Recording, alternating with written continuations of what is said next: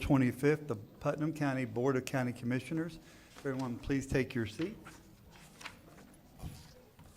We're going to have our invocation by Reverend Juan Sanchez this morning, our Pledge of Allegiance by Commissioner Pickens. If y'all would rise, please. Thank you.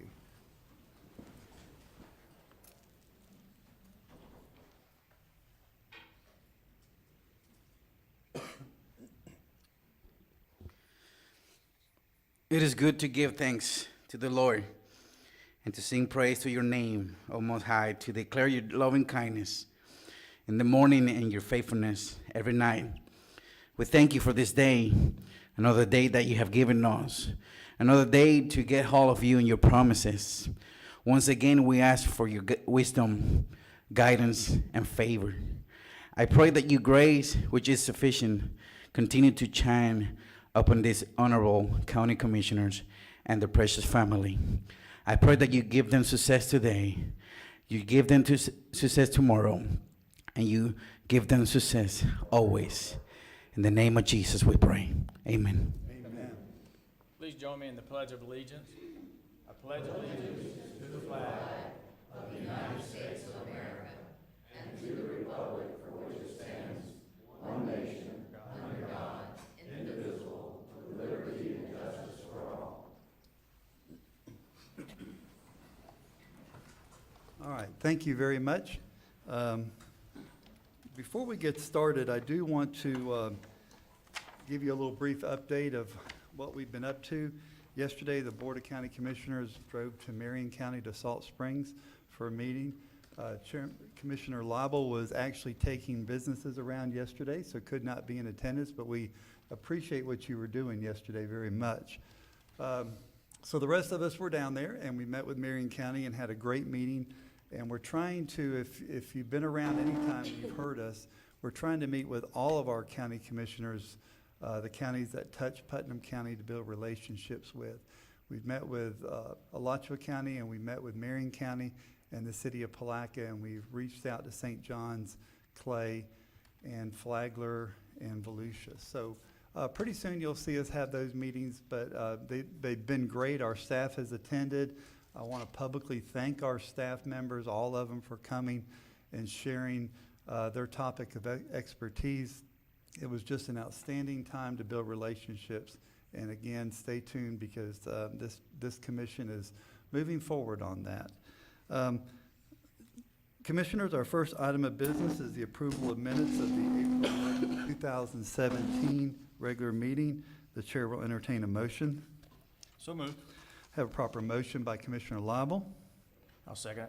Proper second by Commissioner Pickens. All in favor signify by saying aye. Aye. Opposed, like sign. The ayes have it. Chief Quinn Romay, please come to the podium. And Chief Romay, you have the floor, sir. And thank you for coming down yesterday, too. We appreciate it. Thank you, sir. We're here to honor a couple of our finest on fire and EMS. And first off, I'd like to call Captain Brett to come down. I want to introduce a couple of folks. Jonathan Thomas is a paramedic. He's on Rescue 87 in the West End. And Devin is also his partner. And both of these folks, as you will see, went above and beyond to help some of our citizens. JT, Devin, y'all want to come on down?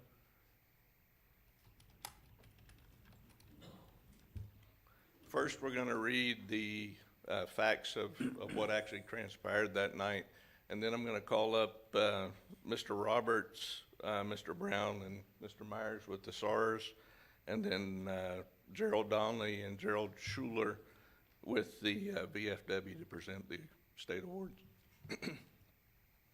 Each person in fire and EMS field has a call for service which singles them out from the rest. In late August 2016, Jonathan Thomas and Devin Lawrence were assigned to Rescue 87 stationed in Acawillo. At approximately 12 a.m., Putnam County Sheriff's Office received a frantic call of a vehicle crash with persons trapped and vehicles on fire. The crew understood the urgency of the call and responded as quickly as possible. Upon arrival, it was determined that one vehicle was on fire with the second having flames coming out as well. JT and Devin worked seamlessly. JT tended to an unconscious male who was trapped in a vehicle upside down that was on fire. He was able to manipulate the patient and began to extricate him.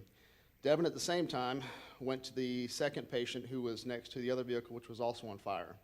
Heroic efforts were made by both crew members, and patients were removed from the hazards and carried to a safe location for further advanced care.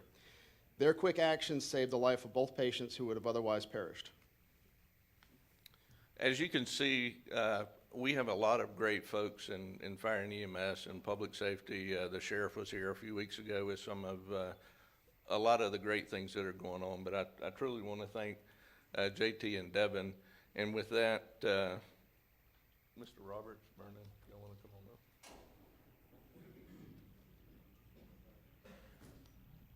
I took the opportunity to nominate both of these fine young men for the awards.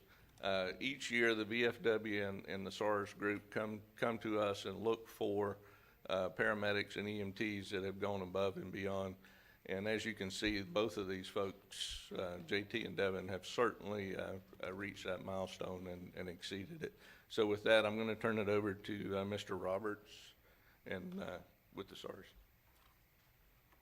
Thank you, Chief. Good morning. Good morning, sir.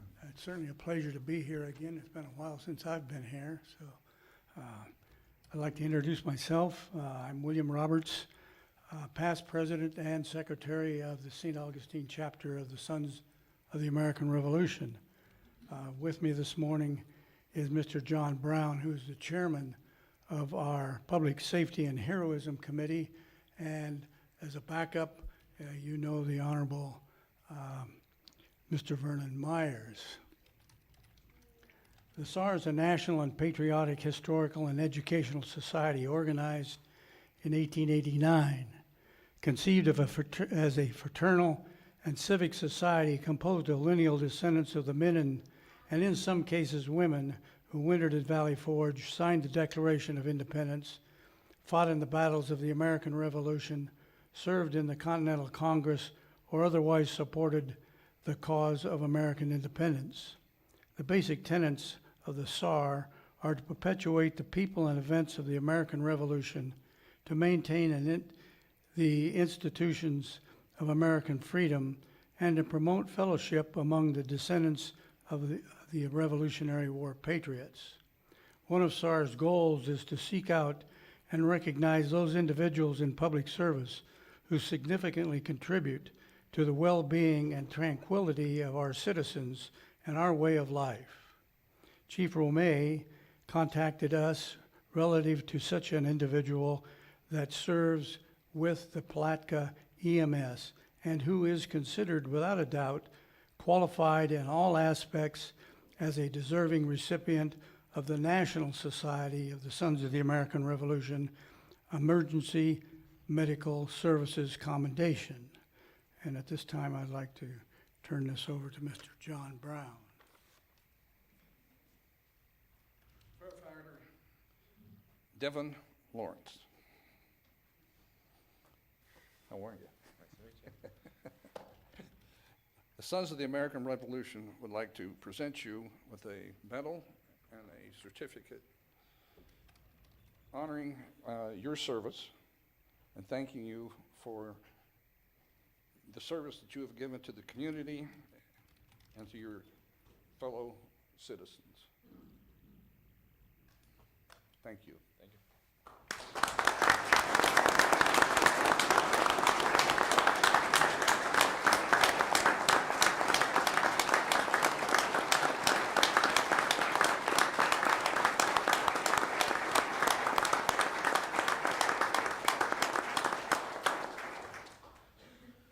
And next, I'd like to introduce Mr. Gerald Donnelly with the VFW. Good morning. On part of the VFW, the Veterans of Foreign War in the state of Florida, we'd like to honor Jonathan Thomas for an outstanding job that he's done for our community and to all the people who serve in our community, and he does such a wonderful job. Jonathan Thomas has also received the state Veterans of Foreign War EMT Award for the state of Florida. This will be presented to him on May 20th, 2017, in Lake City by the state quartermaster.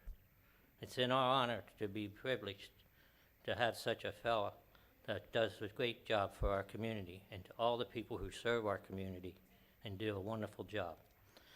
In our presentation, we'd like to present this plaque to Jonathan Thomas in special recognition of exemplary service to humanity by the Administration Emergency Medical Assistance by plaque of post 3349. Thank you, Jonathan, for a great job.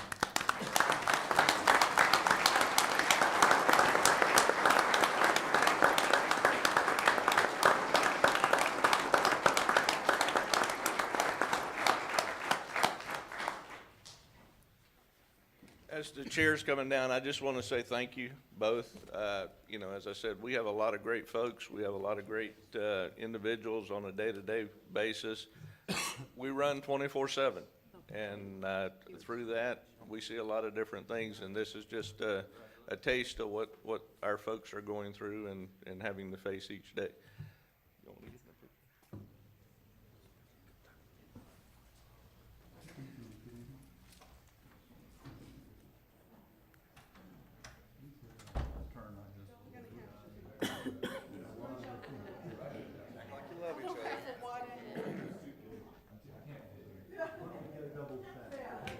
Y'all move up, y'all move up. And I'll come and go.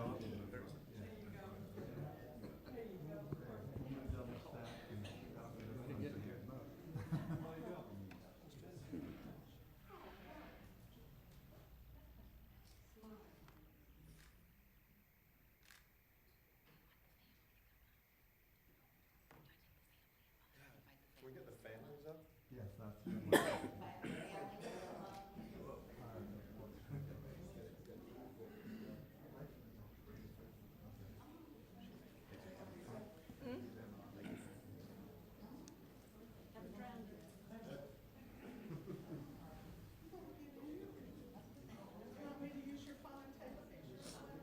Come on, Chip, let's get up. Yeah. Let's work that. Come on in. Okay.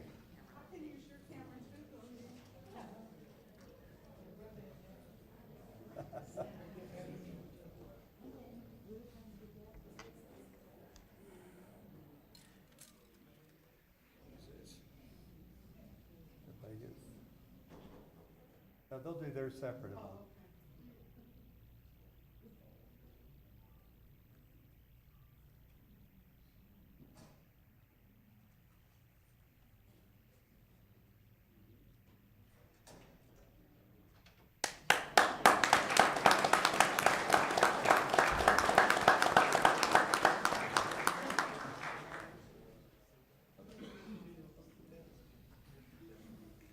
Don't leave now. Don't go anywhere.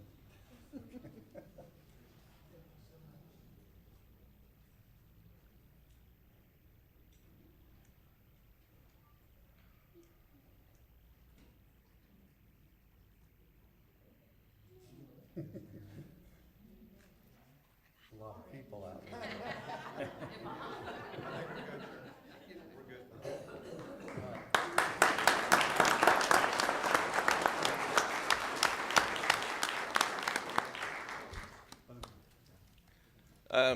First, I'll introduce JT, Jonathan Thomas, paramedic. Devin was an EMT at the time, but he has now gotten his paramedic license, and Jonathan is working with him to become a seasoned paramedic. John? Good morning. Come on. I'm Jonathan Thomas, who we know.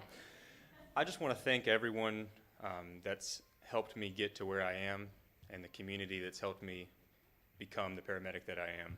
We have a really tight fit community at Putnam Community EMS.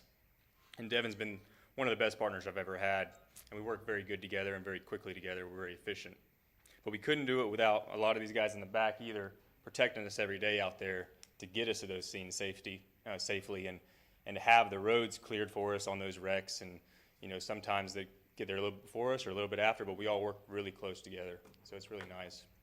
I also want to thank all my family that's here. I'd be nothing without them, my beautiful wife, and my little baby girl on the way.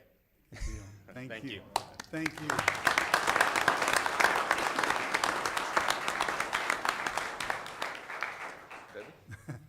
You gotta speak.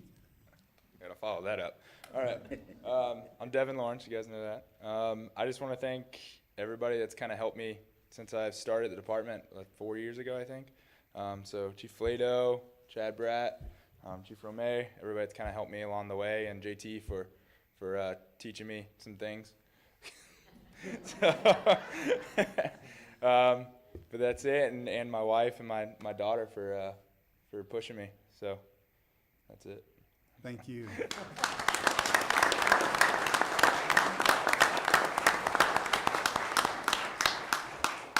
I want to thank y'all for allowing us to do this. I think it shows the community, some of the things that they may or may not be able to see. And I think, all of the public safety community works very hard to serve our citizens. And, we all try to and strive to do a great job. So, but thank you. Chief, before you leave, let me just say thank you to both gentlemen for the hard work. I was, during the presentation, I was reminded that the call came at 12 o'clock. Most of us are in bed sleeping, we're sound asleep, we're peaceful, everything's good. But what people don't realize is that you answer that tone, that page goes off. No matter if you're sleeping, no matter if your wife's having a baby, well, maybe if your wife's having a baby. but you answer that call when we're home not answering that call. And that takes a special person. So on behalf of our board, we really, again, want to thank all the people that answer the call when we're home, or we're not home, but answer that page and go out and risk their life to save others. And we thank you very much. Again, everybody, let's give them another big round of applause.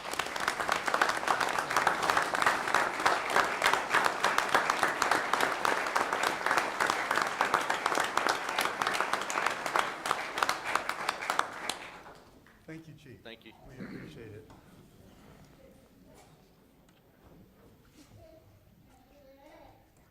All right. Next is the proclamation, National Law Enforcement Officers Memorial Week and Putnam County LEO Memorial Day. Sheriff, are you going to do, you want to come up, Sheriff? Quinn Romay, would you come back up, please?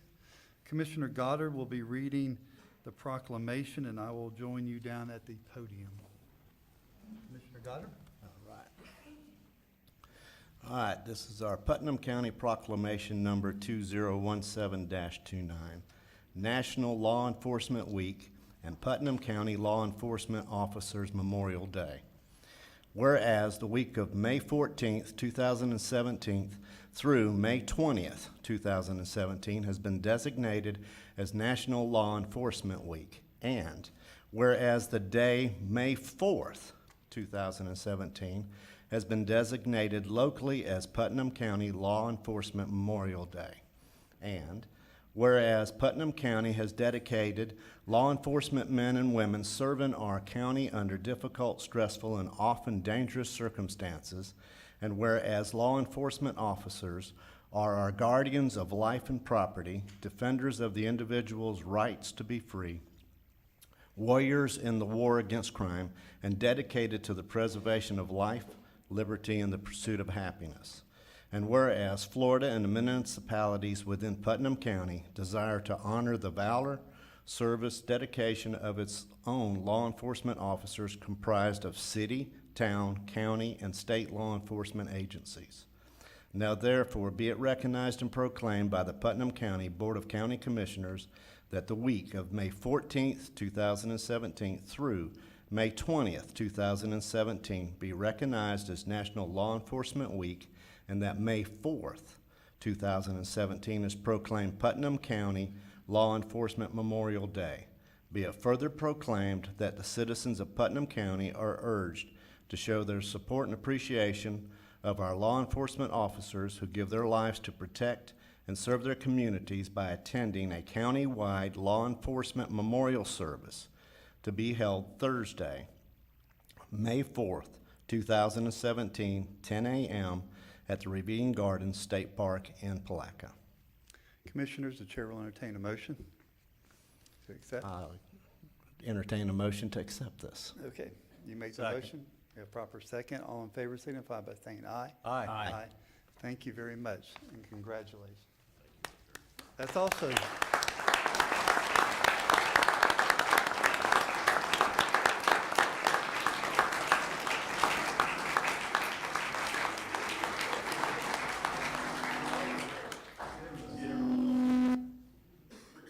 the reason I asked Chief Romay is because it's such a team effort, and I didn't want to leave you out, sir, so thank you.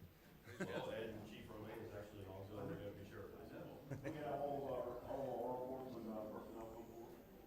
going back. Anybody got a gun? I don't think so. He's safe. We're gonna stay up here. Hansel? Sure. Good morning. Y'all are definitely gonna have to get friendlier. Now y'all gotta get real friendly. You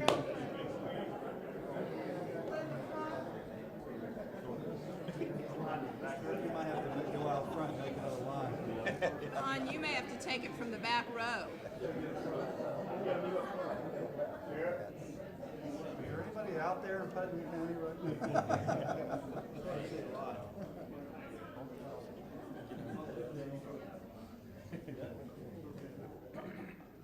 Sweeping. All right, here we go. Smile.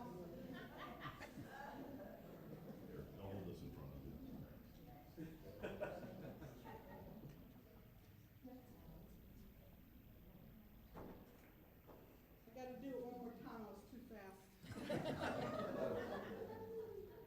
I've heard that wrong. Shape. Delicate.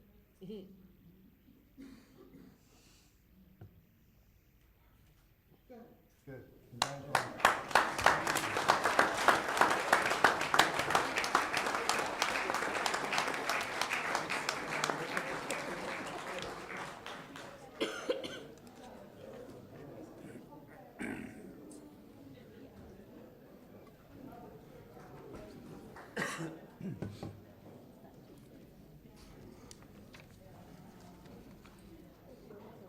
All right, our next proclamation will be the Child Welfare Professionals Recognition Day. We've asked Commissioner Pickens to read that proclamation, so who's here for child welfare? No?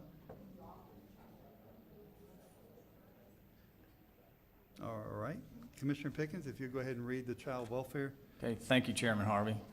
Proclamation number 2017-30, Child Welfare Professionals Recognition Day. Whereas children are Florida's most precious resource and our promise for a bright future, and whereas Florida's child welfare professionals are responsible for ensuring that our children live free from maltreatment, enjoy long-term secure relationships with strong families and communities, and physically and emotional healthy and social competent, and that families nurture, protect, and meet the needs of their children and will integrate into their communities. And whereas Florida's child welfare professionals build rapport and trust with the family and people who know and support the family, empower family members by seeking information about their strengths, resources, and proposed solutions, and demonstrate respect for the family as the family exists in its social network, community, and culture. And whereas Florida's welfare professionals form partnerships with family members and people who know and support the family, partner and share information with relatives, caregivers, and foster and adoptive parents, and lead to facilitate partnership with all parties to achieve optimum communication, clear roles and responsibilities, and mutual accountability while including parent and other caregivers in care decision-making. And whereas Florida's child welfare professionals make lasting contributions and are sincerely dedicated to improving the lives of all children, now therefore be it proclaimed by the Putnam County Board of Commissioners that May 8th, 2017 is recognized as Child Welfare Professionals Recognition Day in Putnam County. Thus proclaimed this 25th day of April, 2017. Chair will entertain a motion. I'll approve. We have a proper motion. Do we have a second? I'll second. A proper second. All in favor signify by saying aye. Aye. Motion passes. Thank you very much. The next proclamation is recognizing April as Sexual Assault Awareness Month. So if you'd meet me at the podium. We did ask Commissioner Lible to read this, but he's had eye surgery and has asked us not to. His vision is not as. Put me through that. Yeah, so Commissioner Goddard, if you will, let me get my, you know what, I'm gonna read it from down there. Oh gosh, then I've got to move this up then. Vertically challenged to the. Putnam County Proclamation Number 2017-32, recognizing April as Sexual Assault Awareness Month. Whereas Sexual Assault Awareness Month calls attention to the fact that sexual violence is widespread and impacts every person in our community. And whereas rape, sexual assault, and sexual harassment harm our community. And whereas the theme of this year's Sexual Assault Awareness Month campaign is Walk in My Shoes. And whereas the campaign calls on new partners and community members to help expand sexual assault prevention efforts, support survivors, and ensure the next generation fosters attitudes that promote healthy relationships, equality, and respect.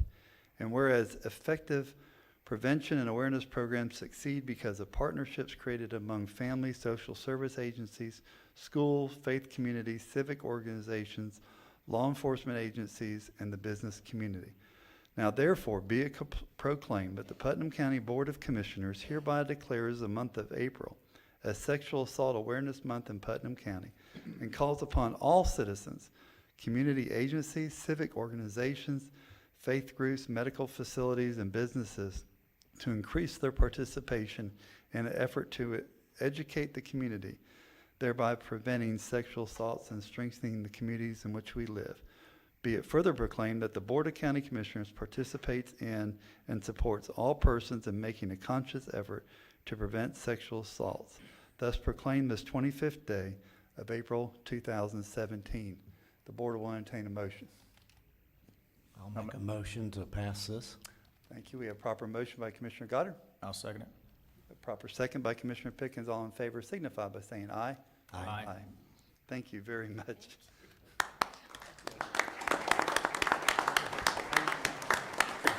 A lot lower than that. Good morning, thank you. With me are representatives are our Putnam County Sexual Assault Response Team, and certainly some of the individuals that left earlier help us in Putnam County as well. Sexual Assault Awareness Month calls attention to the fact that sexual violence is widespread and impacts every person in this community. Rape and sexual assault and sexual harassment harm our community, and the statistics show that 1 in 5 women and 1 in 71 men will be raped at some point in their lives. Sexual abuse prevention for children is also a priority as we confront the reality that 1 in 6 boys and 1 in 4 girls experience sexual assault before the age of 16.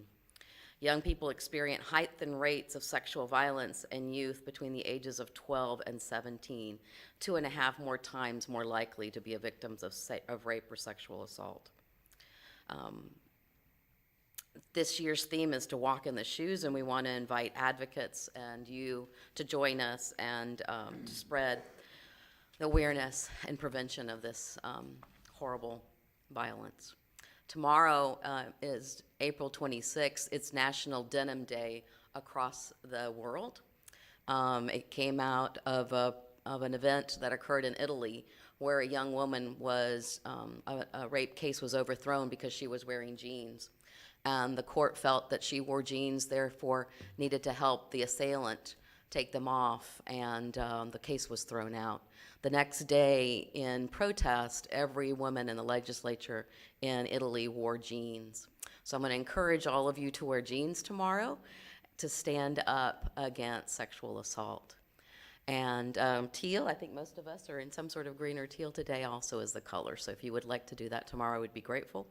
We also want to invite you to a sexual assault awareness event at the Children's Advocacy Center, and that will be on Thursday from 4 to 6 p.m., and you'll see artwork from adults and children that have been victims and survivors of sexual assault. So we'd love to see you there, and I've got invitations for you.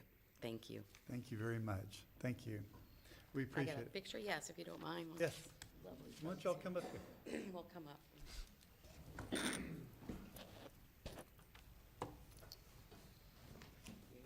Hey, classmate. How are you? We share the same birthday. Mary, you gotta get in the middle. Tallest one here. Yeah.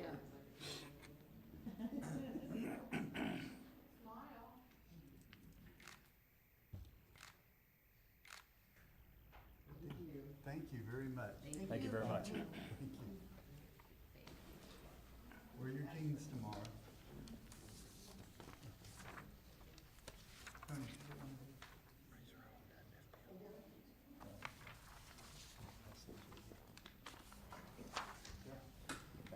all right. Commission, next on our agenda is our public comment. We have 2 blue cards. Again, you don't need to fill out a blue card to speak to us, but it would be helpful if you did. The blue card's on the back there. Our first blue card is Mr. Ray Rowick. If you'll come up, sir. We are going to keep a 3-minute time limit. So we ask that you keep your comments within 3 minutes, and we appreciate it. And we also ask that you personally not attack anybody on staff. Thank you. Mr. Rowick, you have the floor, sir. Thank you. Can I close this laptop here, or not a big deal? Brandon, would that be okay? Yeah, he said that's fine. Okay, I'll just shut it down.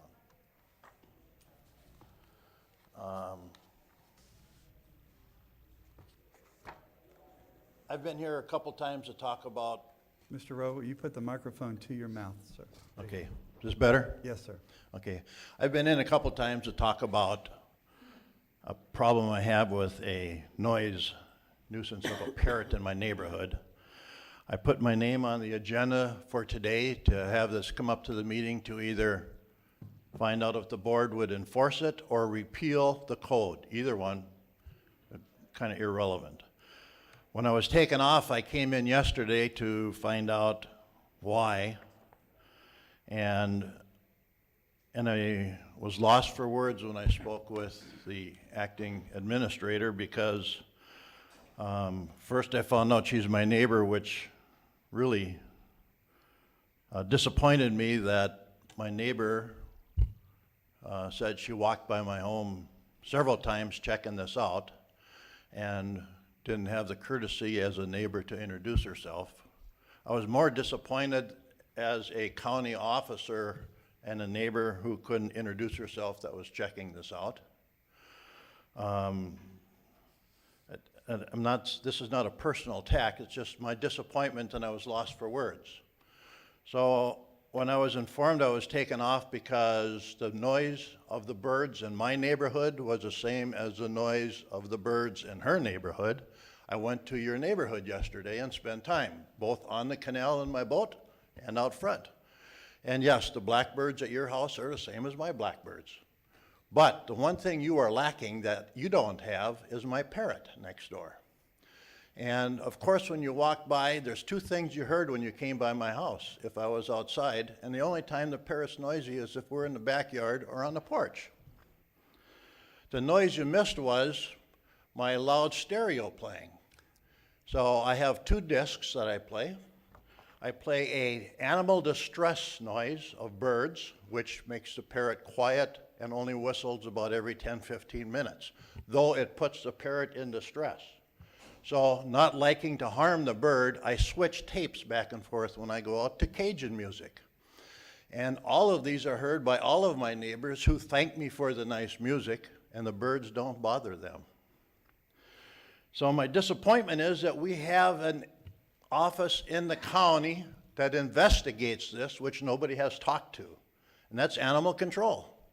And after many calls, the first time animal control came out, parked outside, talked to the neighbors, left, said there's no noise. Same response as what you provided. I said, really, please have the courtesy to talk to the complainant and find out how it's happening.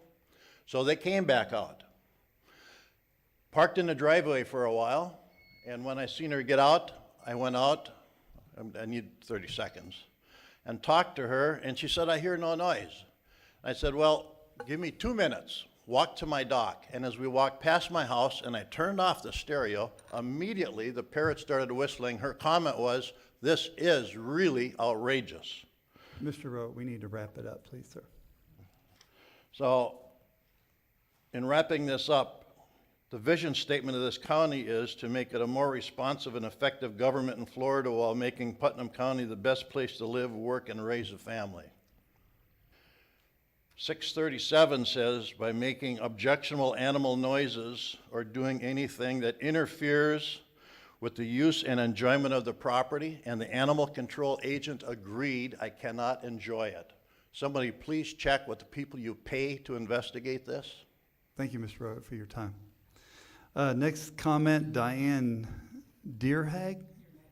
Okay, please come up. State your name and your address for the record, please. Yes, sir. My name is Diane Deerhag. I live at 117 Ranchwood Road outside of Crescent City. I'm trying to come forward to get some questions answered. I was here a year ago, but when the noise ordinance was up in the air, and then y'all passed one. I have a copy of it right here. I keep by my computer. I have a problem. In my neighborhood, used to be a nice neighborhood. It's not anymore. My husband is a shift worker. He works 12-hour shifts, and when y'all know shift workers, they work various hours, days, and he drives over 100 miles from Crescent City to St. Augustine every day. My family has lived in this neighborhood for over 70 years. I have the same problem I had with Mr. Hardy that I have with the new sheriff. Is when I try to call, I get rudeness from the dispatchers. Either the officer doesn't show up or has ignored the call. I have even showed this noise ordinance to a responding officer that it point blank says that it annoys quantity of the noise, amplified sound, that annoys, disturbs, or injures a reasonable individual or normal sensitivity. I have had an officer point blank tell me, close your windows, turn up the TV, or wear earplugs, which is wrong and violates my rights. I mean, if my husband gets in an accident because the people a block over refuse to turn down their music, I have had an officer come to my house and tell me where the person had a PA system going a mile down the road. It started at 5 o'clock. I called the sheriff's office 3 times that, hey, I know this person. I'm not going to tell them to turn down their music because I know them. I said, it's midnight. I've called you 3 times. Enough is enough. I called the officer supervisor. He made her come back out there where I could sign a complaint, and she was reluctant to do it. I am still having this problem, and I had come before. When I called, I asked, who is the sheriff accountable to? They said, not the county commission. I called Rick Scott's, the governor's office.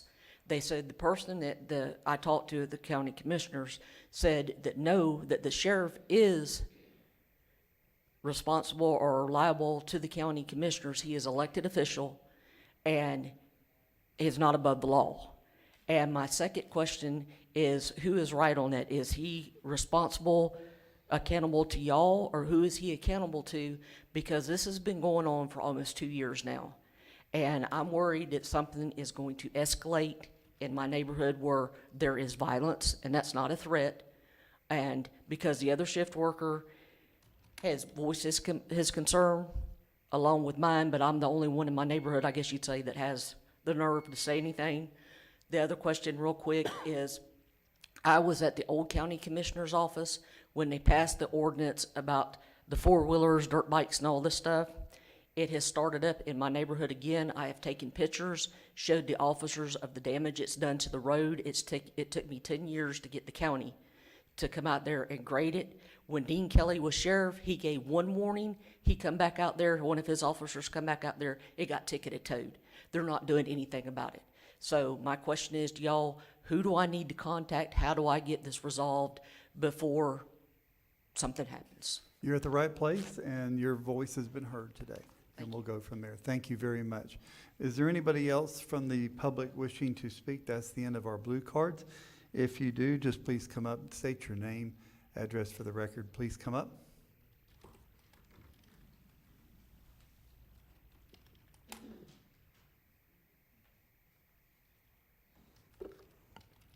Faye Sparkman, 103 Flamingo Boulevard, Interlochen, Florida. My question to the board is today about the hearing aid equipment. I believe Mr. Lyle was the only one left on the board when we were able to get it.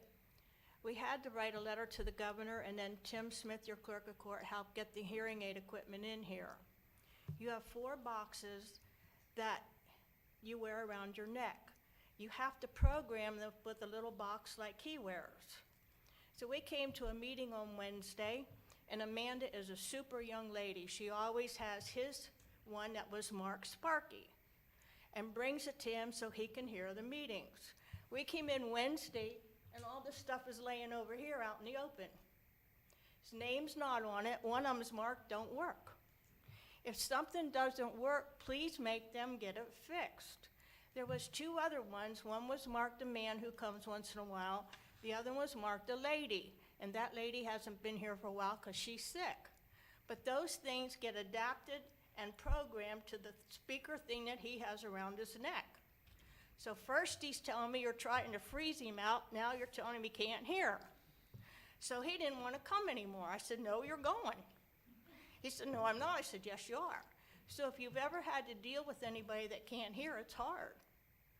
And so we didn't work real hard to get this equipment for somebody back there not to care about it and leave it lay out in the open. And I do have a thank you to say to our fire department and our forestry for the fire that happened back on Twin Lakes. They were there immediately and stopped it. The man was arrested, so thank you to all of them. I agree. Thank you, Ms. Parkman. Anybody else in the audience wishing to speak?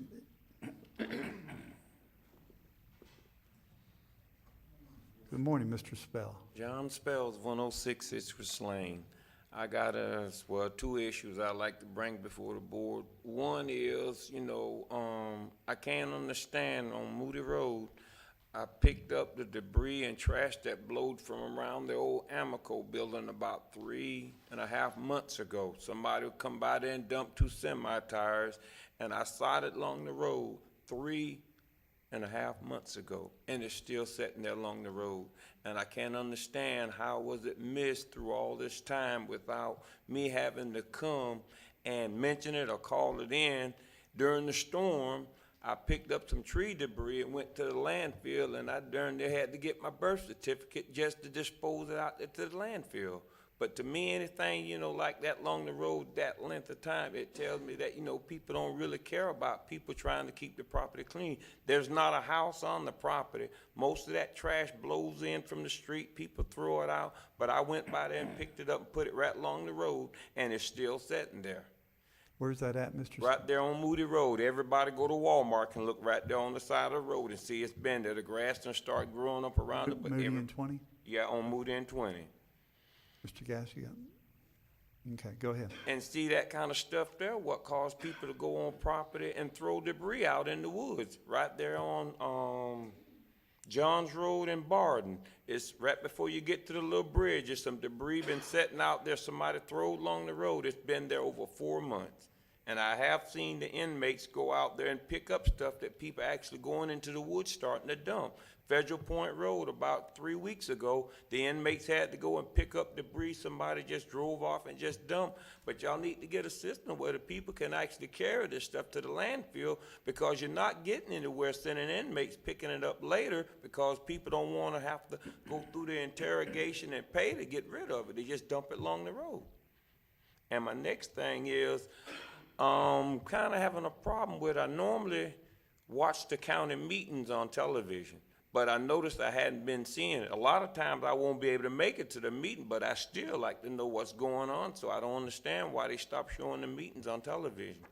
They are on, and they're getting loaded up within 2 days of our meetings. Well, I haven't seen one now in a while. Mr. Spells, go to our Putnam County website, and then click on watch the meeting, and I can guarantee you that my wife is watching them religiously now, but every 2 days, they're up within 48 hours.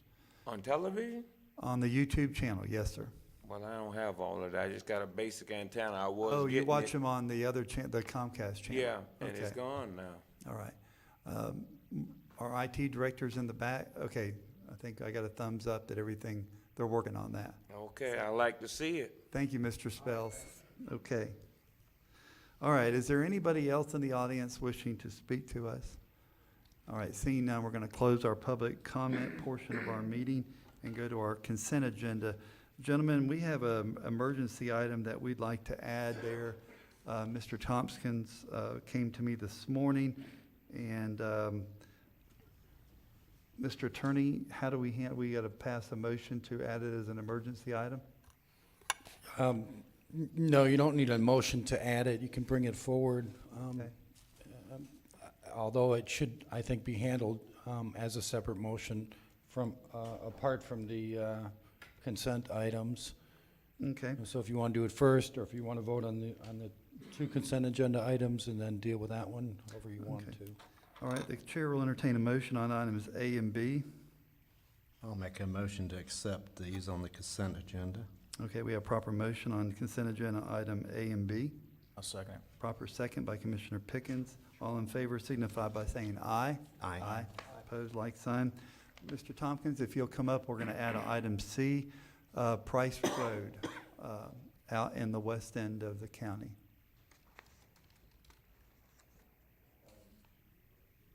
Good morning, everybody. Press Tompkins, Public Works Director. We just got confirmation from FP&L. They have offered to pave all of Price Road for us. It's part of their Coral Farms solar station they're putting in. And they, part of their due diligence was to maintain the road in the condition it's in. And with all the traffic coming in, they have offered to go ahead and pave the whole 1.7 miles of road for us. It's somewhere around $380,000 for this work.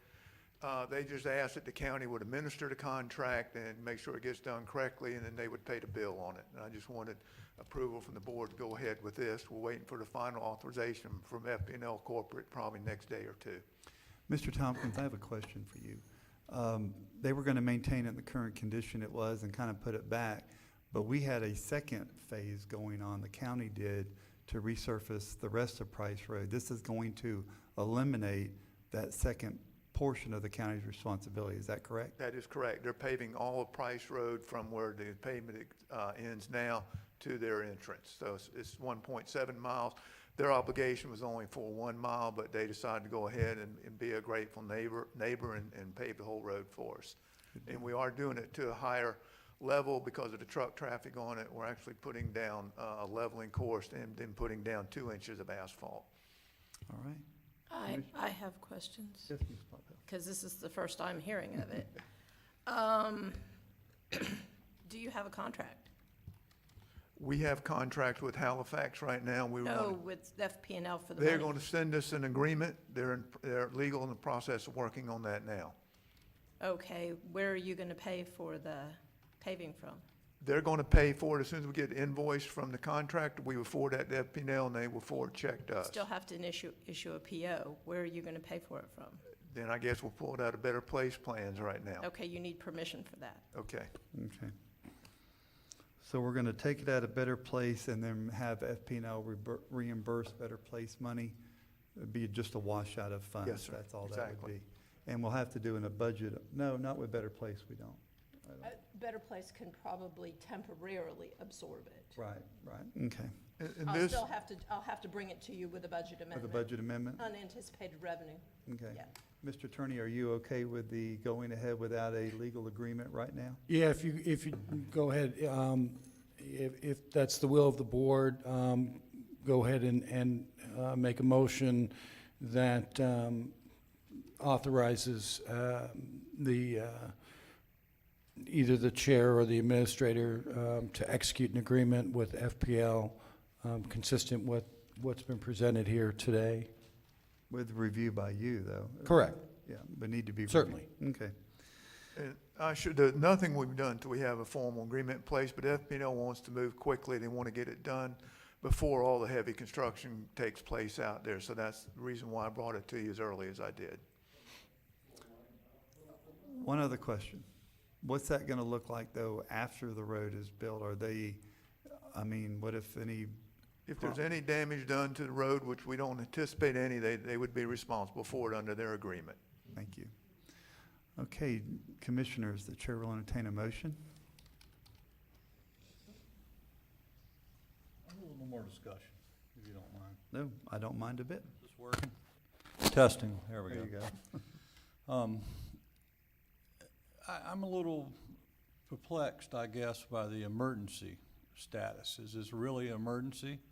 Or is there time to put a contract in place? Because if there is a indiscrepancy between the two parties, more than likely it's gonna land on the taxpayers of this county. I'm gonna say it's not a true emergency, it's a very time-sensitive thing. They wanted to go ahead and get it done within the next couple of weeks. They assured me they'll have an agreement to me this week, which I'll get over to the county attorney and make sure everything's kosher with it. But it's time-sensitive, and by the time we took it to the Transportation Committee meeting or next board meeting, it would probably be a month away. And they want to get the work done prior to. I'm everything okay getting with done. that part But of it. I don't really am, foresee but any problem I would coming like to back see, on the taxpayers. I would like to see council have something in place that would protect us. Is that possible? Well, he's already said he was gonna review it prior to, it being approved as far. Then there was discussion about potential damage to the road, and does that spell out who was responsible? Well, their current rezoning that they were granted for the solar farm requires them to maintain the road and correct any damage that's done, and that would apply equally whether it's a dirt road or whether it's paved at that Fresh point. pavement. So I think that would be covered under That the helps me existing tremendously. zoning. Okay. So nothing will be done until you get a contract to the attorney. The attorney looks over it, Mr. Manning does, gives it his blessing. Absolutely, And yes, sir. then based on what the board does today, we'll move forward at that time. That is correct. Nothing we've done unless we have a valid contract, which is approval by our county attorney. That's all I'm asking for. All right, good deal. I'll Thank you, Mr. support Lyle. the That's- measure. I just have one question. Yes, sir. Florida Power and Light is paying the whole bill, everything. Yes, sir, they're paving the whole 1.7 Any mile. engineering or anything that has to be done? No, sir. It's a standard resurfacing that we do, normally that we do within our we had Price Road programmed in our thing, so this will save the taxpayers probably $100 and some thousand that FP&L's picking up the bill for. And we've already done most of Price Road. We just kind of stopped right there where the solar farm, waiting on the solar farm to come in. That's- So this is a savings to the county. Whoa, hit the wrong thing. Sorry. Okay, good. Back up to life, yeah. All Yes, right. sir. It is a significant savings for the county. All right, thank you. Commissioners, what's your pleasure? I move approval. We have a proper motion by Commissioner Lible. Is that for signature of the agreement by the chair or the administrator? What would be I the think we chair? need to go through the acting administrator. Okay. Isn't that proper? It is. It certainly can go, either way, but it certainly makes sense, obviously, with the administrator. Well, the sensitive time frame, it wouldn't come through the proper channels, as Mr. Press has indicated, so I think that it needs to go to the acting chair. In any other situation, it would come through our board chair. Okay. We have a proper motion. I'll second the A motion. proper second by Commissioner Guyer. Let me restate that we are going to enter an agreement with FP&L using Better Place Plan money, be reviewed by the county attorney, and and Ms. Papel, our acting administrator, will sign the document when that's correct. Is that how I'm understanding the motion is? To provide for funding reimbursement by Interim FPL. funding. Interim funding. Okay. Thank you. So, any other further discussion, commissioners? All right, all in favor signify by saying aye. Aye. Opposed, like sign. The ayes have it. Thank you, Mr. Thompson. Thank you very much. We appreciate it. Tell FP&L we appreciate that too. The citizens will be happy out there about that. Okay, item 8, Code enforcement, page 16 and 19, fine reduction case, Ms. Jeannie Anderson. Mr. Sammons, you have the floor, sir. Good morning. Good morning, sir. The first case is 2005-01321. Jeannie Anderson is the sister of the owner, 306 Fifth Way, Interlochen. It's a fine reduction request. I attached a letter that she had sent me to the agenda. Basically, it was an unsafe mobile home. Length of time to achieve compliance was over 12 years. There's an 80-year-old woman with dementia. She owned it the whole length of the time. The sister finally realized that of the issue, and she came in and took care of it. The staff recommendations, the board accept for $734 in lieu of the $94,075 fine plus $100 administrative fee if it's paid within a year. She can only pay in installments, and that's why we extended it for the year. Any questions? Thank you, Mr. Sammons. Any questions? Is the homeowner with us today, Mr. Sammons? She was going to try me. Yes, she's there. We might ask if she would. Why don't you come up, miss? Please state your name for the record, if you will, and your address.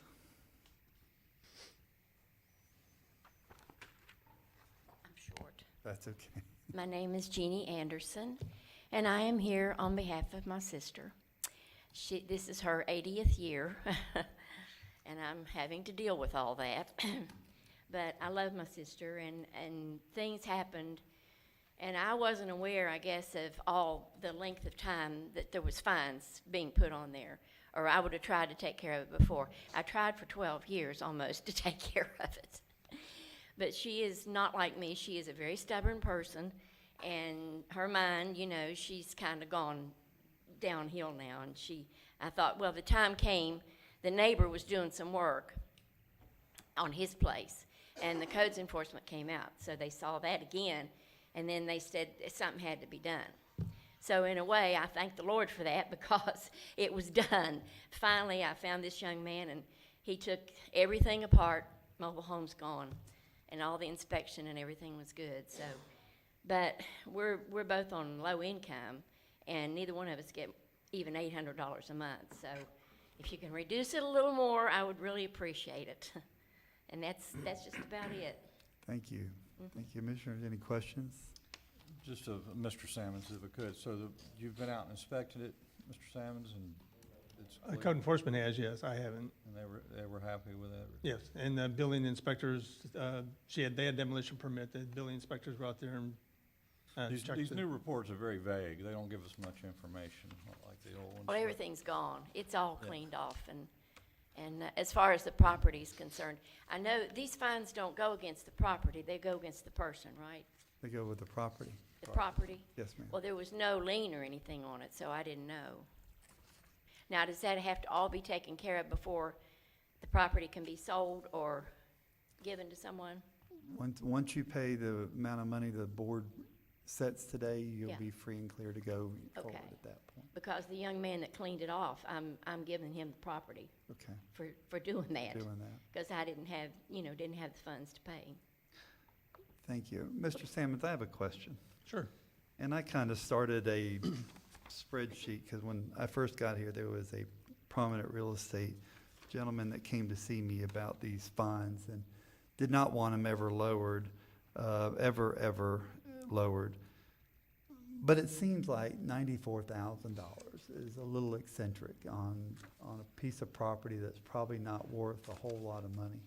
That's true. That's why it's a conundrum, I guess. It's an issue where the state law requires the daily fine to continue until it's in compliance.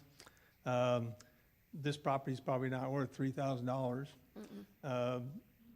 So, you know, nobody's going to pay $94,000. They're not even going to pay $10,000 for fines. It's just not going to happen. So, it just shows the public. It looks like we're reducing the counties by $93,000 worth of expected income. We were never going to get that kind of money ever. No. Ever. The problem is that they put the fines on there every day. Yes. But people don't have them, you know, people in Putnam County are poor. Right. I don't know about everybody, but I know a lot of them are. And they don't have that kind of money. Well, there's a tipping If you point did, too, you right? get it fixed. I think where people go, I can't pay it, I'm gonna walk away.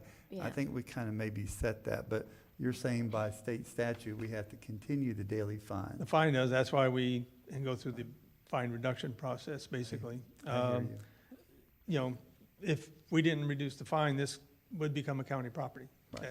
It'd be in the county's name, and we have lots of those. Right. We don't want those. Don't need it. Commissioner Lible? Well, it's, you know, the point of it is it's a motivator. Right. You know, to bring a property into compliance. It was never meant to be collected. I hate to use that word, but it's primarily a motivator. I think that, you know, most people that are in this situation know that there will be some wheeling and dealing, especially if the person gets into compliance in a timely manner. This board has always showed compassion to those kind of people. I'm willing to do it for this lady. She stepped up for her sister. The property got to where the county wanted it, and it's not coming back into our possession, as Mr. Sammons has just said. We just won, so let's take it forward.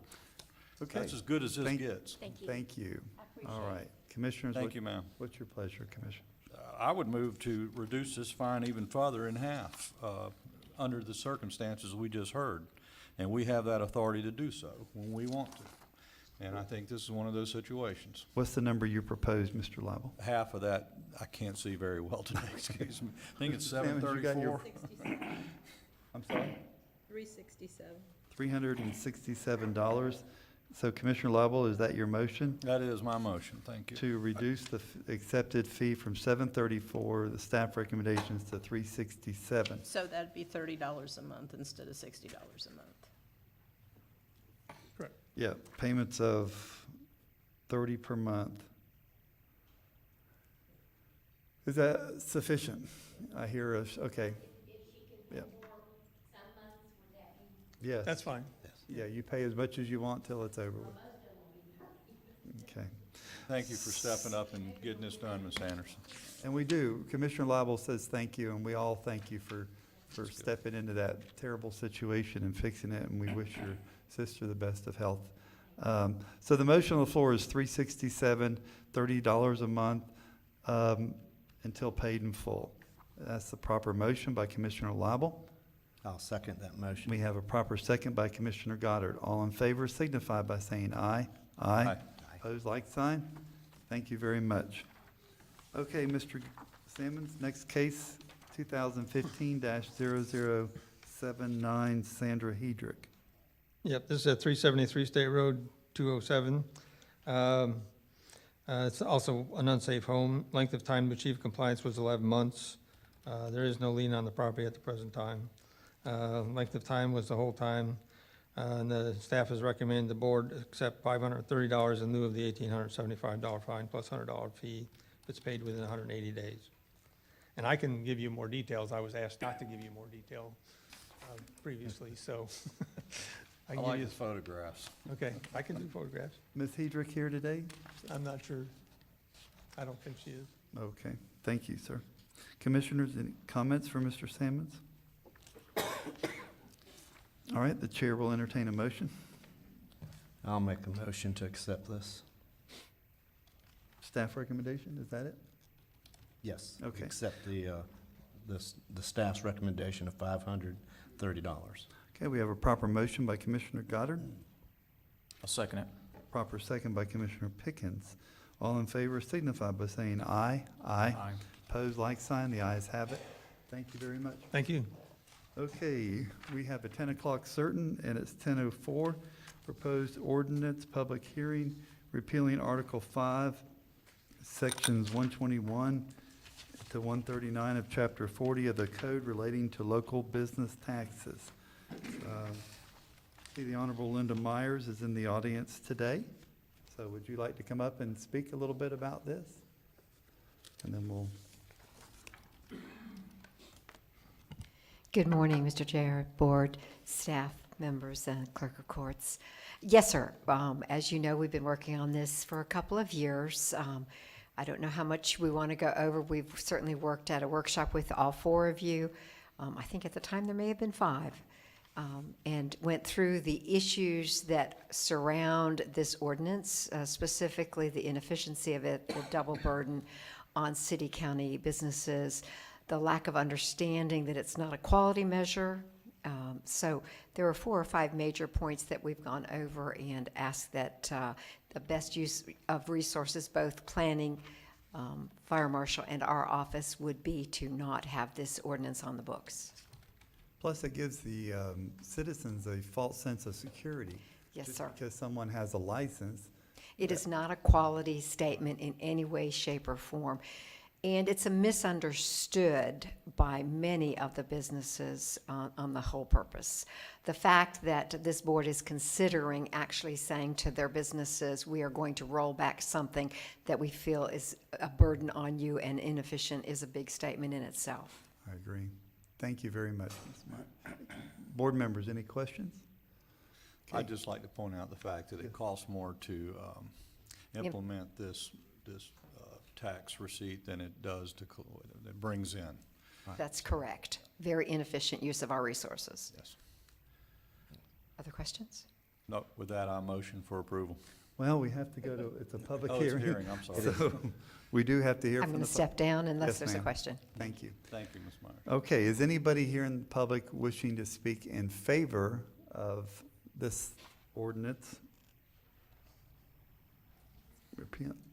Anybody opposed? Anybody opposed? Okay, hearing none, we'll close the public section of our ordinance, and Commissioner Lible. Okay, again, I thank Ms. Myers, our tax collector, for bringing this forward, and I move approval of this measure. Okay, we have a proper motion to repeal Article 5, Section 121 to 139 of Chapter 40 of the Code relating to local business taxes. Do we have a second? I'll second it. We have a proper second by Commissioner Pickens. All in favor signify by saying aye. Aye. Opposed, like sign. Done. Thank you. Okay, next item, item number 10, discussion county administrator position. Just want to let I will call Ms. Allen to the podium for just a moment, but I do want the public to know that next Monday, I believe our time is 9:30, if I'm not mistaken, that we're going to be, no, 1:30. 1:30, we're having a workshop to set the criteria for the search committee for a new county administrator. And you'll be getting those documents to us early enough to start massaging those. But that's important, because the criteria is how we're going to charge that new committee to go forward at that point. So, Ms. Allen, you have the floor. Thank you. Good morning, everyone, commissioners, everyone. Yes, that is correct. I had a conference call with Mr. Craig Coffey, who's the county administrator with Flagler County, who is going to be taking the lead and be appointed with the Florida Association of Counties program that you approved on your April 10th meeting. Mr. Coffey is putting together the agreement, and I should be forthcoming for signature, so as soon as that arrives, I will give it to you, along with some additional information, homework, if you will, for you to prepare. And I've asked for some information from each of you already, your bios and things for the committee that will be working with you. And he's from Flagler County? He is from Flagler County, as well as his deputy administrator, Sally Sherman, and there are a few others that'll be joining the group. So I think you're going to be happy with the team, and they're very excited to be appointed. So I think it's going to be a very good process for everyone. As agreed at the last workshop, you did mention that it was okay with the special workshop on May 1st at 1:30 p.m., and the representatives are going to be ready to organize that process and pull the board and work towards the goal of posting the county administrator's job. And they have confirmed that date and time, so we're all set. But one area that I needed to correct with you from our April 10th workshop had to do with the appointment of our interim, and I gave you some information in my packet on task 1. And that had to do with the deputy county administrator budget officer's job description. I just wanted you to know that although the chain of command placed Ms. Papel as acting county administrator. Her job description does not address that. So in effect, she's been working out of class without a pay adjustment that we normally would do for someone who's in an acting position. So I wanted to bring that forward for the commission to consider. I do have a copy of the job description if you would like it. Would you like Go ahead me and to- pass them out. Okay. Yeah. Make sure Tony gets a copy for the record.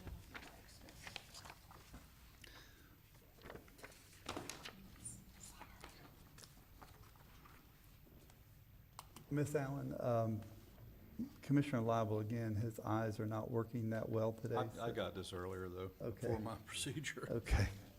All right, so if you could, Usually job descriptions, if it's a required duty, it would state that in the job description that Ms. Papel's job would make her acting. But what the county has been using, and what I alluded to in my memorandum, it was a regular assigned duty by our chain of command document, which does not address pay. It's more along the lines of if someone's absent for a day or two or a week for vacation, the chain of command would assume that role.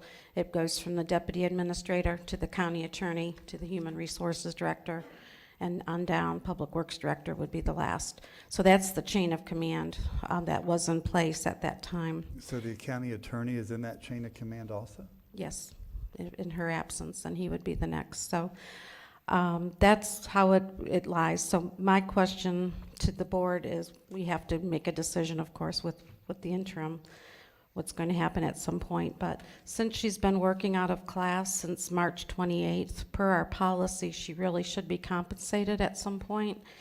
And the practice has been arranged from 10 to 35%, as I mentioned previously. Mr. Castleberry was interim county administrator the last time we had a search.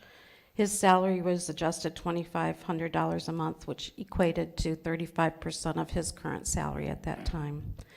In my proposal, I recommended a pay adjustment between $1,000 and $1,500, considering our budgetary constraints, and that ranges between 12% and just under 20%. Also, I was hoping for direction if you wanted me to seek out an interim with Florida Association of Counties, or something that you wanted to give me direction on to do today. I have questions. Commissioners. Go ahead. Go ahead, Mr. Rob. No, we had interest from other department heads. How are you handling that? Well, I haven't been given any direction. I got a email transferred to me, but if the board wishes to set up interviews or whatever you'd like to do, I'm all ears. Okay. With that being said, I think that giving the situation at this point, that in all fairness, we should consider something along these lines, commissioners. We're one short, and there is interest. How much interest is there? I know we have at least three different department heads, counting Ms. Papel. I'm not aware of the third, but I know at the April 10th meeting, our director from Public Works stepped forward, and I was forwarded an email from Angie Wisnett. That's the three, and Mrs. Papel also. Oh, So you have three. Four then. Did Mr. Salmon send an email? Mr. Sammons did send an email. So that's correct. I wasn't copied on that. I'm not aware of that. I'm sorry. Yeah, almost a Okay. month ago, he sent an email that he would like to. Well, I guess the first order of business then is does the commission want to go for an interim and open it up to everyone? And I think that's the question that needs to be asked. Is that correct? Well, that's one of the issues, but to date, Ms. Papel's been working since March 28th without any adjustment, and she has requested assistance with her role. Maybe she can expound on that a little further for y'all. Yeah, and I've seen her here weekends and emails early in the morning, late at night. Ms. Papel, let's go back and revisit what you need to be an effective budget administrator right now. So what can we help you with? Let's look at the county admin department right now. Okay. We're short one person. We're short half a person in that we're job sharing Tabitha's position in between county admin and legal. And we're about to be short another position with a retirement in June. So we have a county admin department that's effectively drowning. And I know you had a hope that it would be all hands on deck, all oars in the water, and it really hasn't been. There have been oars in the water, but they haven't all been pulling in the same direction, from my observation. I'm behind. I'm keeping up as best I can, but I'm not doing as well as I could do at either position doing both. So I need administrative help. I think Ms. Laster would like to move full-time to legal, and I think we should look at filling that position. Both positions were budgeted, and I think we should look at filling that position so when you do hire a county administrator, you have somebody in-house that isn't first day.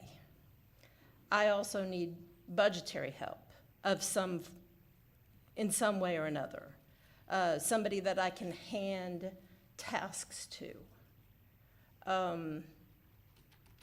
I really need the assistance to do the job right. If I'm going to continue doing both jobs, I've got to have some support. I did work up a cost sheet for you that'll let you know whatever decision you make, what costs you're looking at.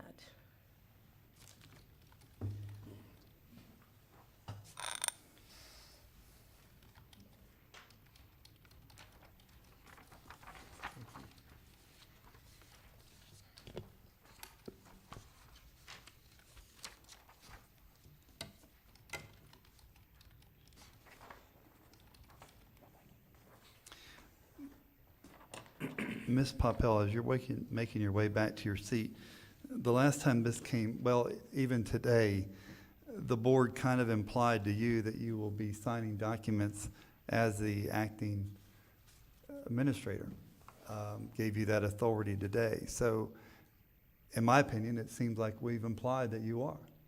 And I have been signing and you have documents been. for 4 Yes, weeks now. no doubt you have been. So, but we also tasked you with, at the last meeting, to basically, if you needed help, you were to inquire from each board member and move forward at that point. So have you moved forward at that? I have been able to talk to 3 of you. Okay. I haven't received any opposition in looking for help. Okay. But I have no interest in continuing as acting county administrator without some assistance. Well, you possibly can't do that, yeah. Okay. Commissioners? If it's open for discussion, what we're looking at is you being the interim for now and getting a pay increase and being able to hire an assistant that will eventually take Tabitha's place. Am I correct? And that could be seeking a full-time benefited employee, or it could be seeking a temporary employee that may or may not work temp to perm. Right. That way, whoever you hire could decide whether they wanted to retain that employee as a full-fledged employee or not. We can go more than one direction with that. I've put agendas together. I mean, we've had vacations. We have vacations coming up. Ms. Laster's going to be gone the last 2 weeks of July. This is too much without assistance. Right. And you've left me not as interim, but you've made me something less as acting. Yes. And it's been a little tenuous position. And I've come to you. You have. I've come to you. I've come to Stacy. Stacy and Stacy. So I've come to both of y'all and needed your expertise in matters that are pertinent to the county. So for the public's record, let me just, the sheet you passed out. You want 'cause me to go over it? Well, they don't get an opportunity to see it, but what I'd like for you to explain is basically what you're referring to is unused money that was budgeted through, this is the county administrator's leftover salary, It's correct? actually more than that. Okay. We budgeted for a county administrator for the entire year. Right. We budgeted for my position for an entire year. We budgeted for Ms. Lassiter's position for an entire year. And we're only paying half of her salary now because there's a job share going on. We budgeted for Ms. Burgess' position for an entire year, and she's going to retire in June. We have to absorb her payout of unused vacation and a portion of unused sick. And we budgeted for all of Yvonne's position for the entire year. I did a financial forecast. We also budgeted $5,000 for temp help. I forecast out what we were actually going to spend for the year if nothing changed from today. And there'll be about $110,000 left.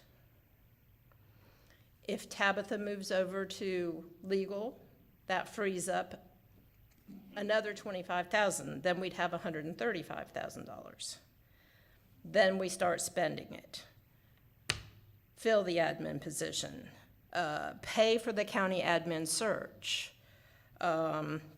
compensate me, compensate whoever you choose as interim. That's the unknown number that you have about $87,000 left to play with if, worst case scenario, the county admin search costs 20 grand, and I don't think it will. That's thinking of if you fly in 3 candidates to interview and put them up, that's worst case scenario. I've never got flown in for a job interview. Yeah, I worst case, most expensive scenarioed each item, and it left $87,000. Now, bear in mind, we have competing unbudgeted uses for all available funds in the general fund right now because we had a lot of costs the very first week of the fiscal year with the hurricane. Costs we're going to have to absorb because they will, whatever portion is reimbursed, the reimbursement is more likely than not going to come this year. We also have whatever the supervisor of elections legal fees are that's been in the news lately. I'm anticipating at some point the supervisor of elections not to have enough funds in his budget to pay all those bills and a request to come to us. But historically, the constitutional officers, including him, give money back that we budgeted inside the general fund for money back. We do budget very conservatively for Right. a reimbursement from the constitutionals. Right. So there is some money expected back to the general fund from his department. But this lawsuit could make that null and Could void. eat that and then some. And then some, correct. But it's not guaranteed. No, there are no guarantees. This is all could happens. I didn't want to be a county administrator when I grew up. I still don't want to be a county administrator when I grow up. I'll be happy to help you, but I can't do it without help. So if you can't get me help, where do you want to put it? My concern is the learning curve and bringing someone even in from somewhere else at a time we're trying to deal with a very difficult budget. I just think that would just kind of upset the apple cart here.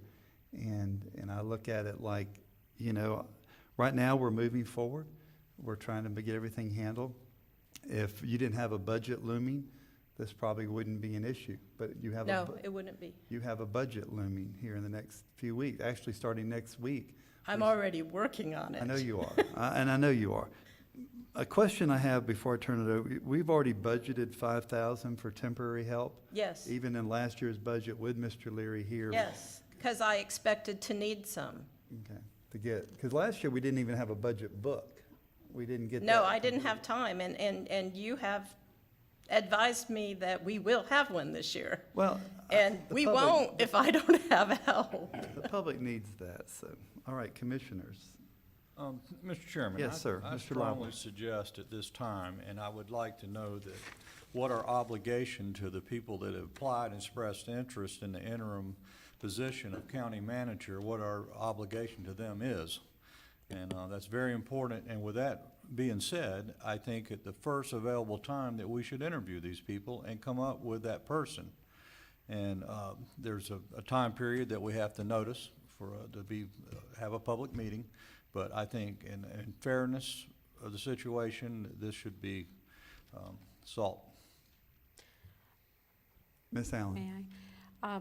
The position of interim county administrator has not been advertised or posted internally or externally. That direction has not come forward. So at this point, to interview staff on board, I mean, that would be solely at the commission's desire, but there may be other interested internal applicants that we're not aware of, since we have not posted or advertised it. You know, my concern and about an interim that would like to seek the job of county administrator is that we might scare off people from inside the county or outside the county who go, you just hire your interims anyway, this is a waste of our time. I don't want that to ever be seen for Putnam County, because I want to hire the best possible person to move us into the future of Putnam County, and I believe our future is bright.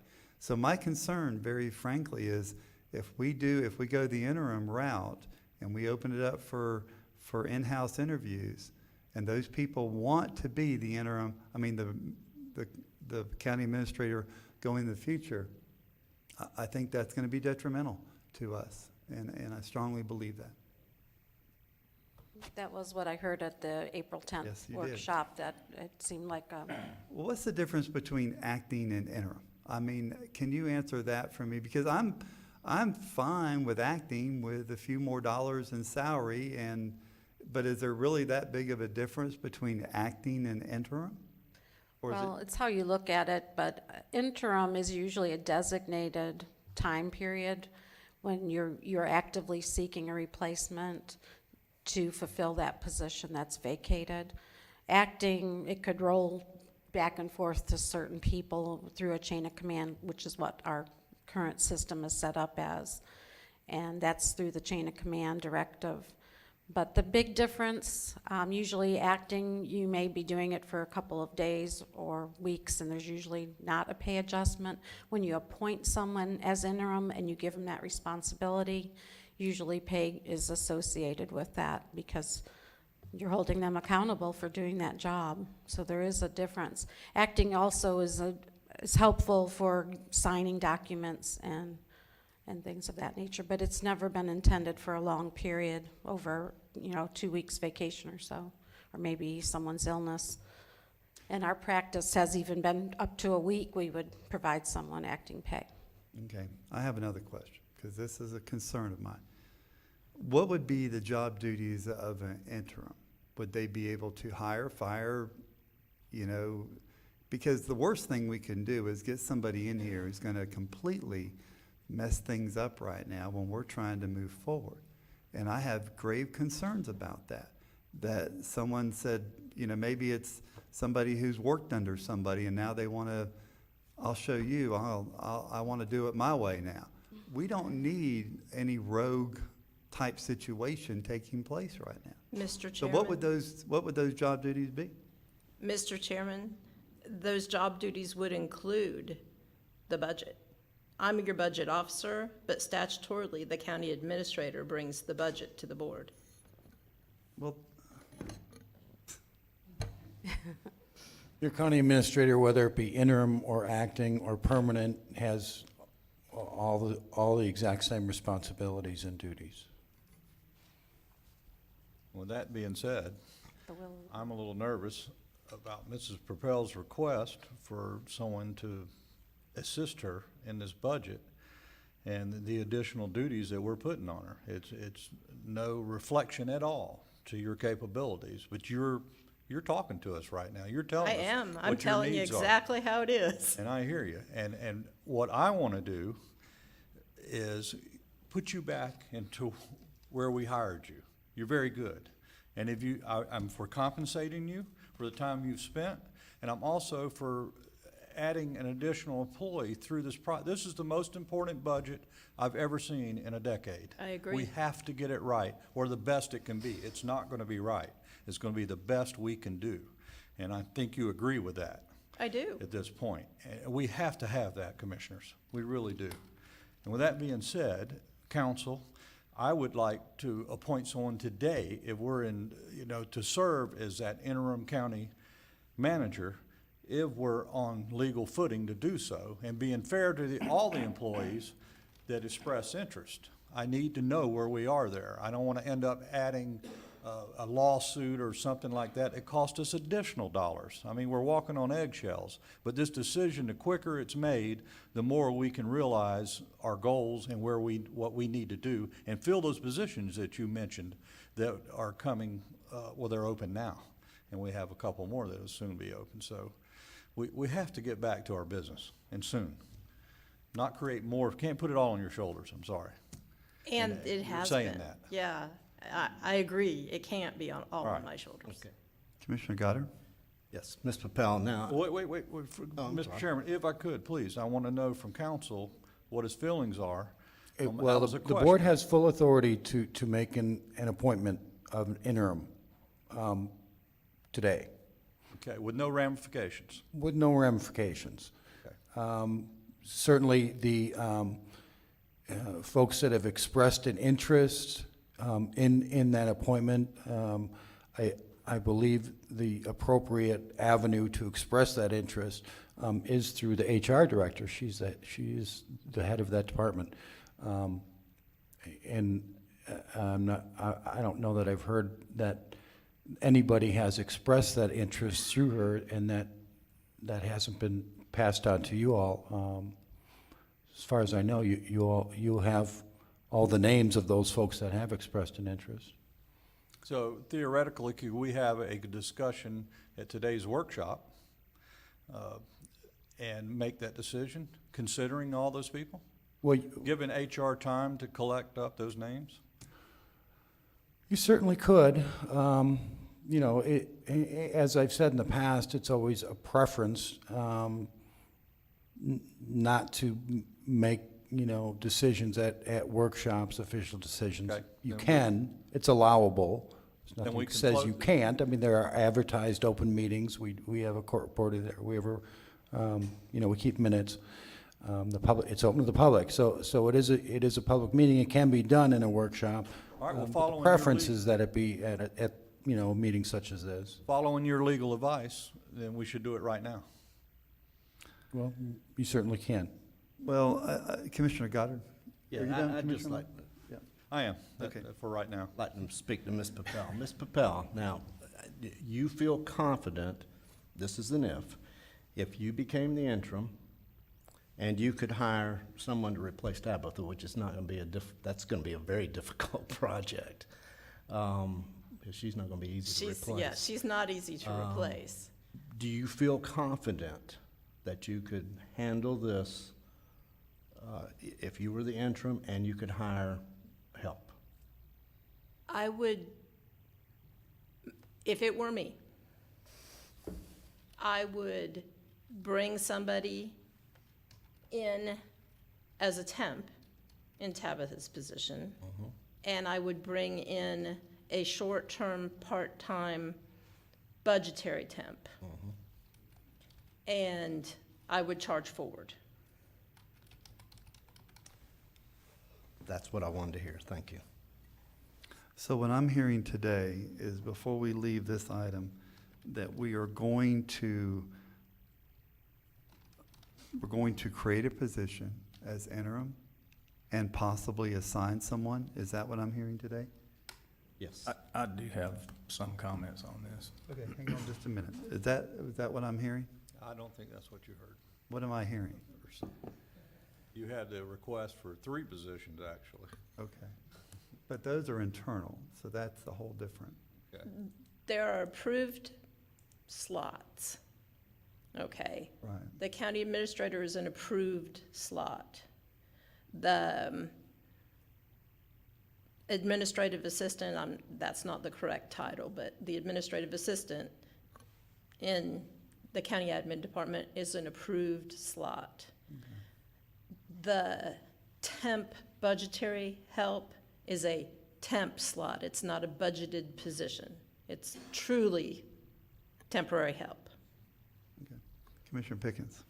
Yeah, as we're talking about the individuals who are employed by the county that have expressed an interest in filling that position, this is in no disrespect to Ms. Papel, Ms. Wisnott, or Press Tompkins, but as I mentioned, I believe in the last workshop,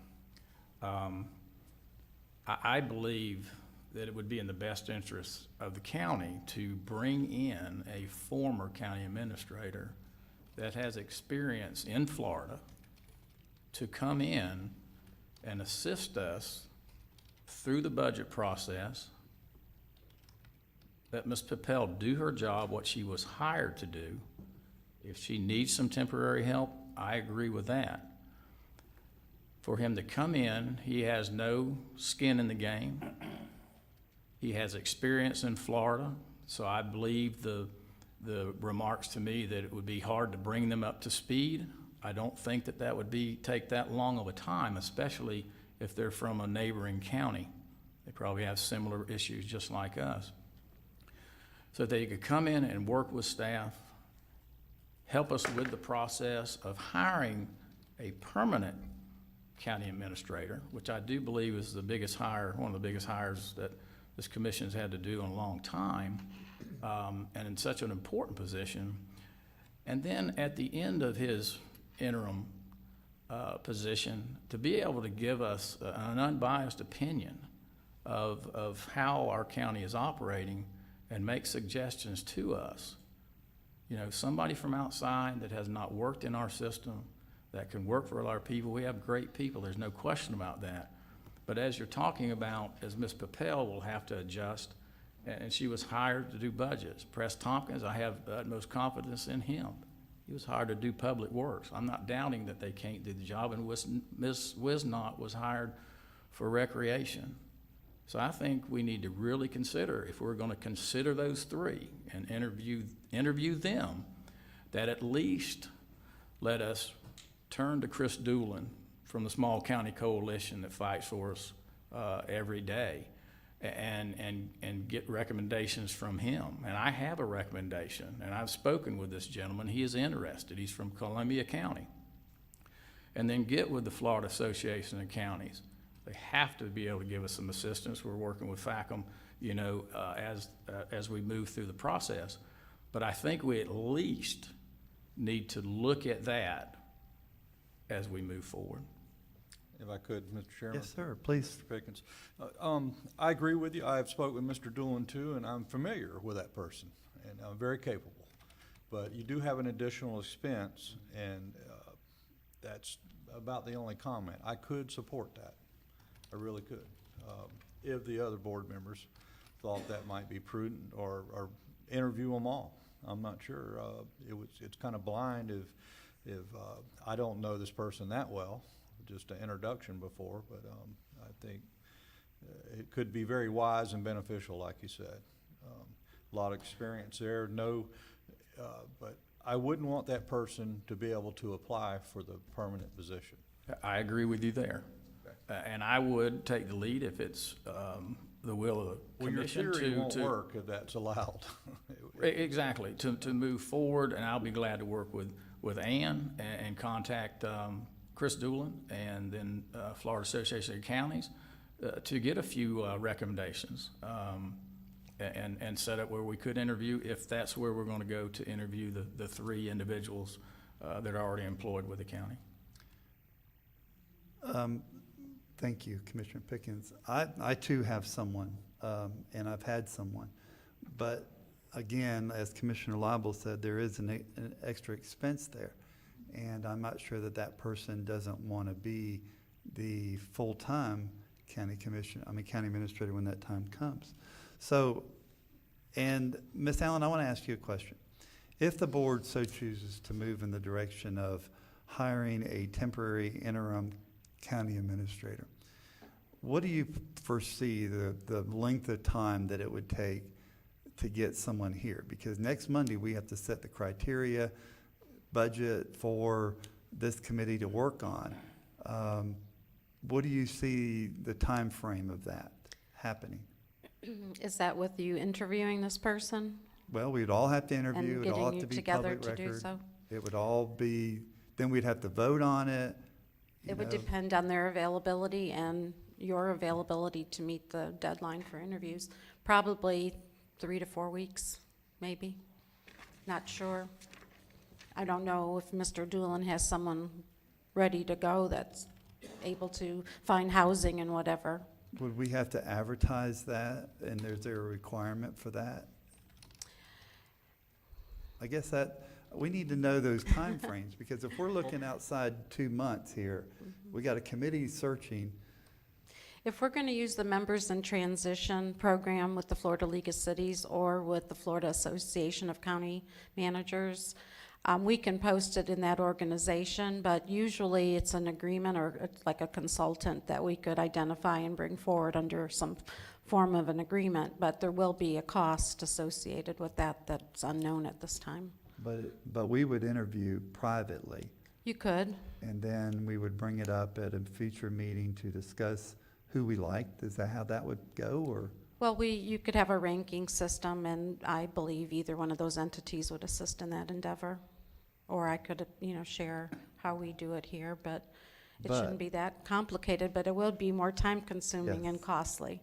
And whatever direction you give me, I will try to do my best to work toward that goal. But in the meantime, we're talking 4 weeks out, 3 to 4 weeks out. In the meantime, we have a person doing the job now that we're all going to, and we have a situation there.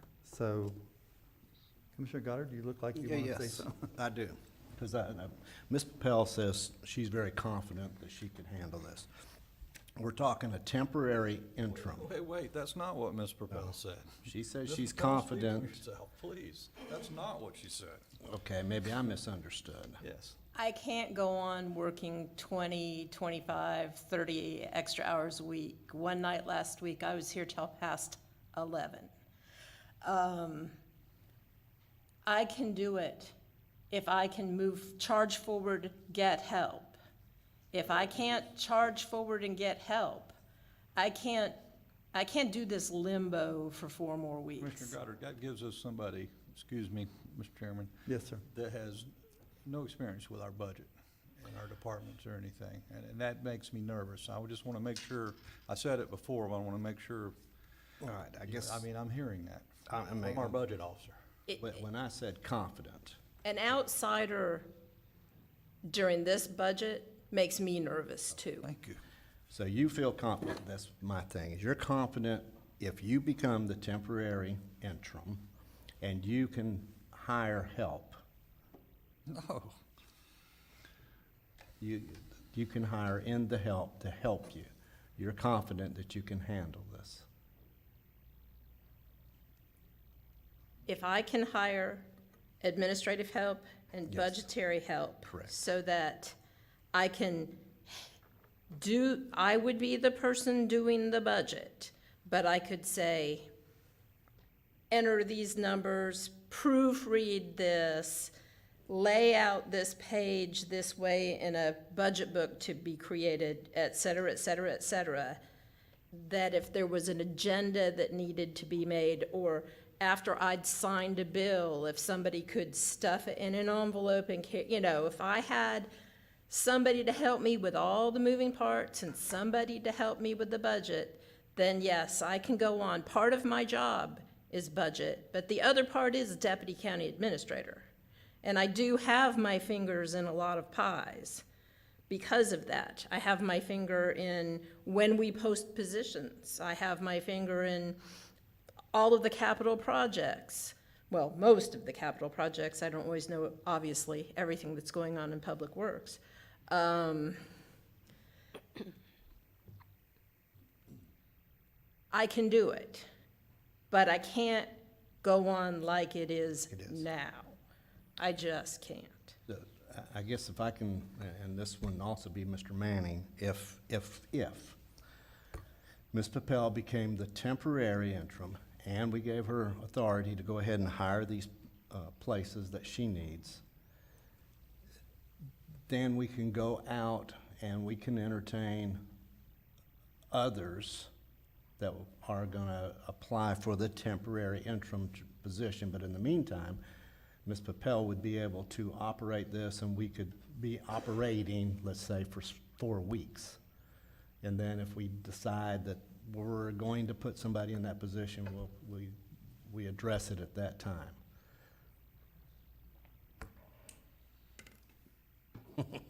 So your question to me, can we legally do that? Appoint a temporary interim administrator today, and then at some point in the future, appoint a different person to be the interim administrator until the permanent is hired? Is that the question? Right, if.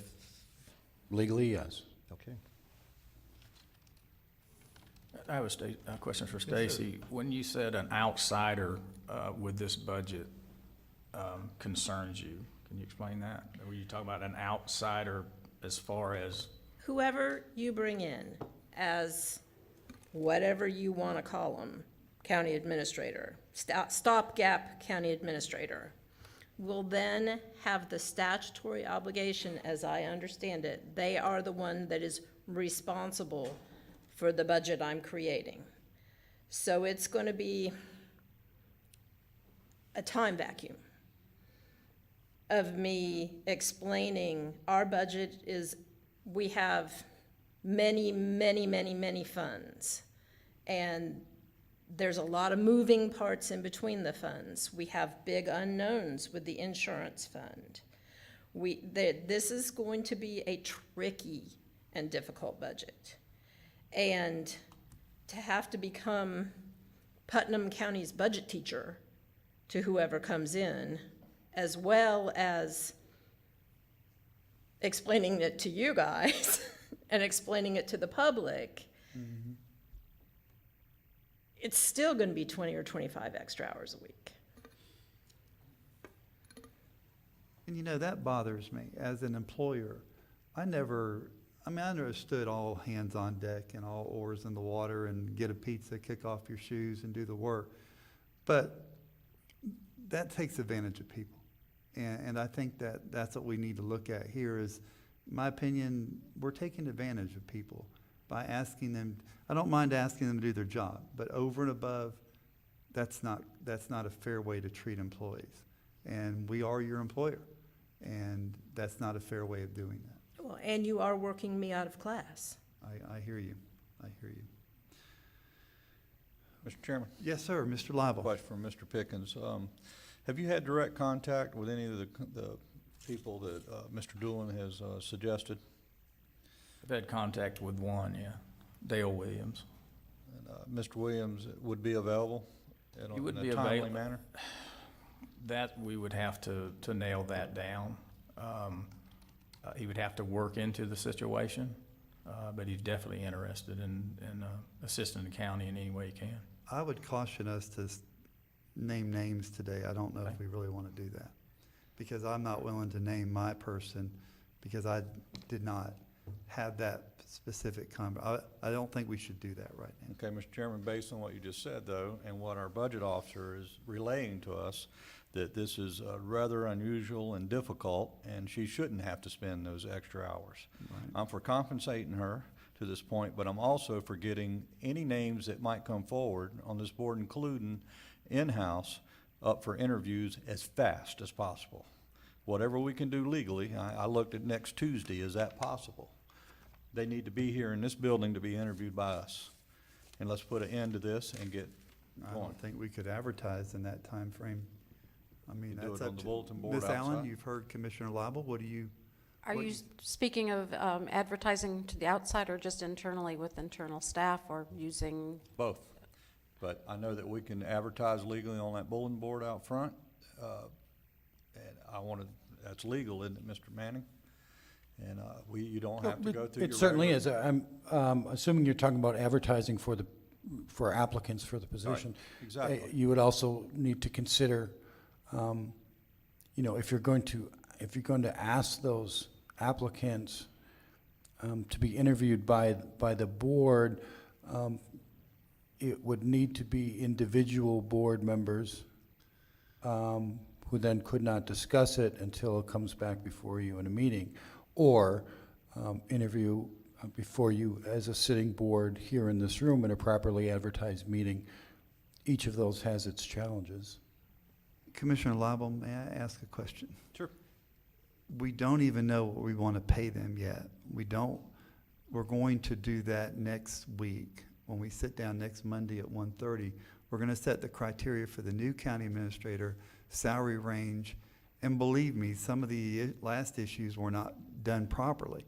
We need to get this done properly. So my point is, if we start setting interviews for next Tuesday, we don't even know the guidelines we're dealing with. What right time now. is that meeting Monday? 1:30. Okay. We could easily, if we're going to move in that direction of looking for an outside temporary county administrator, we could bring that up at that meeting at 1:30 with criteria and then go out for advertisement after that, in my opinion. I think time is of the essence right now, Okay. more than anything. You're hearing a very strong plea from our employee right now. And to stretch this out, I don't think is what we need to be doing. This can be resolved pretty fast. And I think that we will have a new county administrator pretty fast, based on what I just heard today. Gosh, I hope. Yeah, I bet. Well, we would have a new temporary, but we're not sure how fast the, No, I hope you hire somebody. yeah, I know what you'd like. Just and- moving along just fine, if Yeah. we let it. And we're gonna let it. I mean, the meeting's next Monday at 1:30. That's when we set the time. But what we got now, basically, is this. If we're going to that direction, if we're looking for a temporary county administrator who will not be able to apply for the permanent position, You couldn't stop them from applying, but you could certainly not consider their application, make that clear. okay?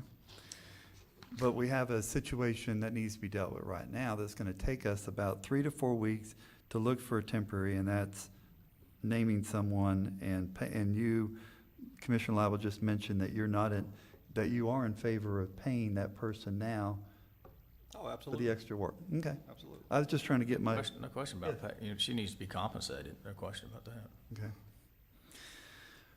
All right, so this board needs to give Ms. Allen some directions, so let's try to land this plane now, if we will.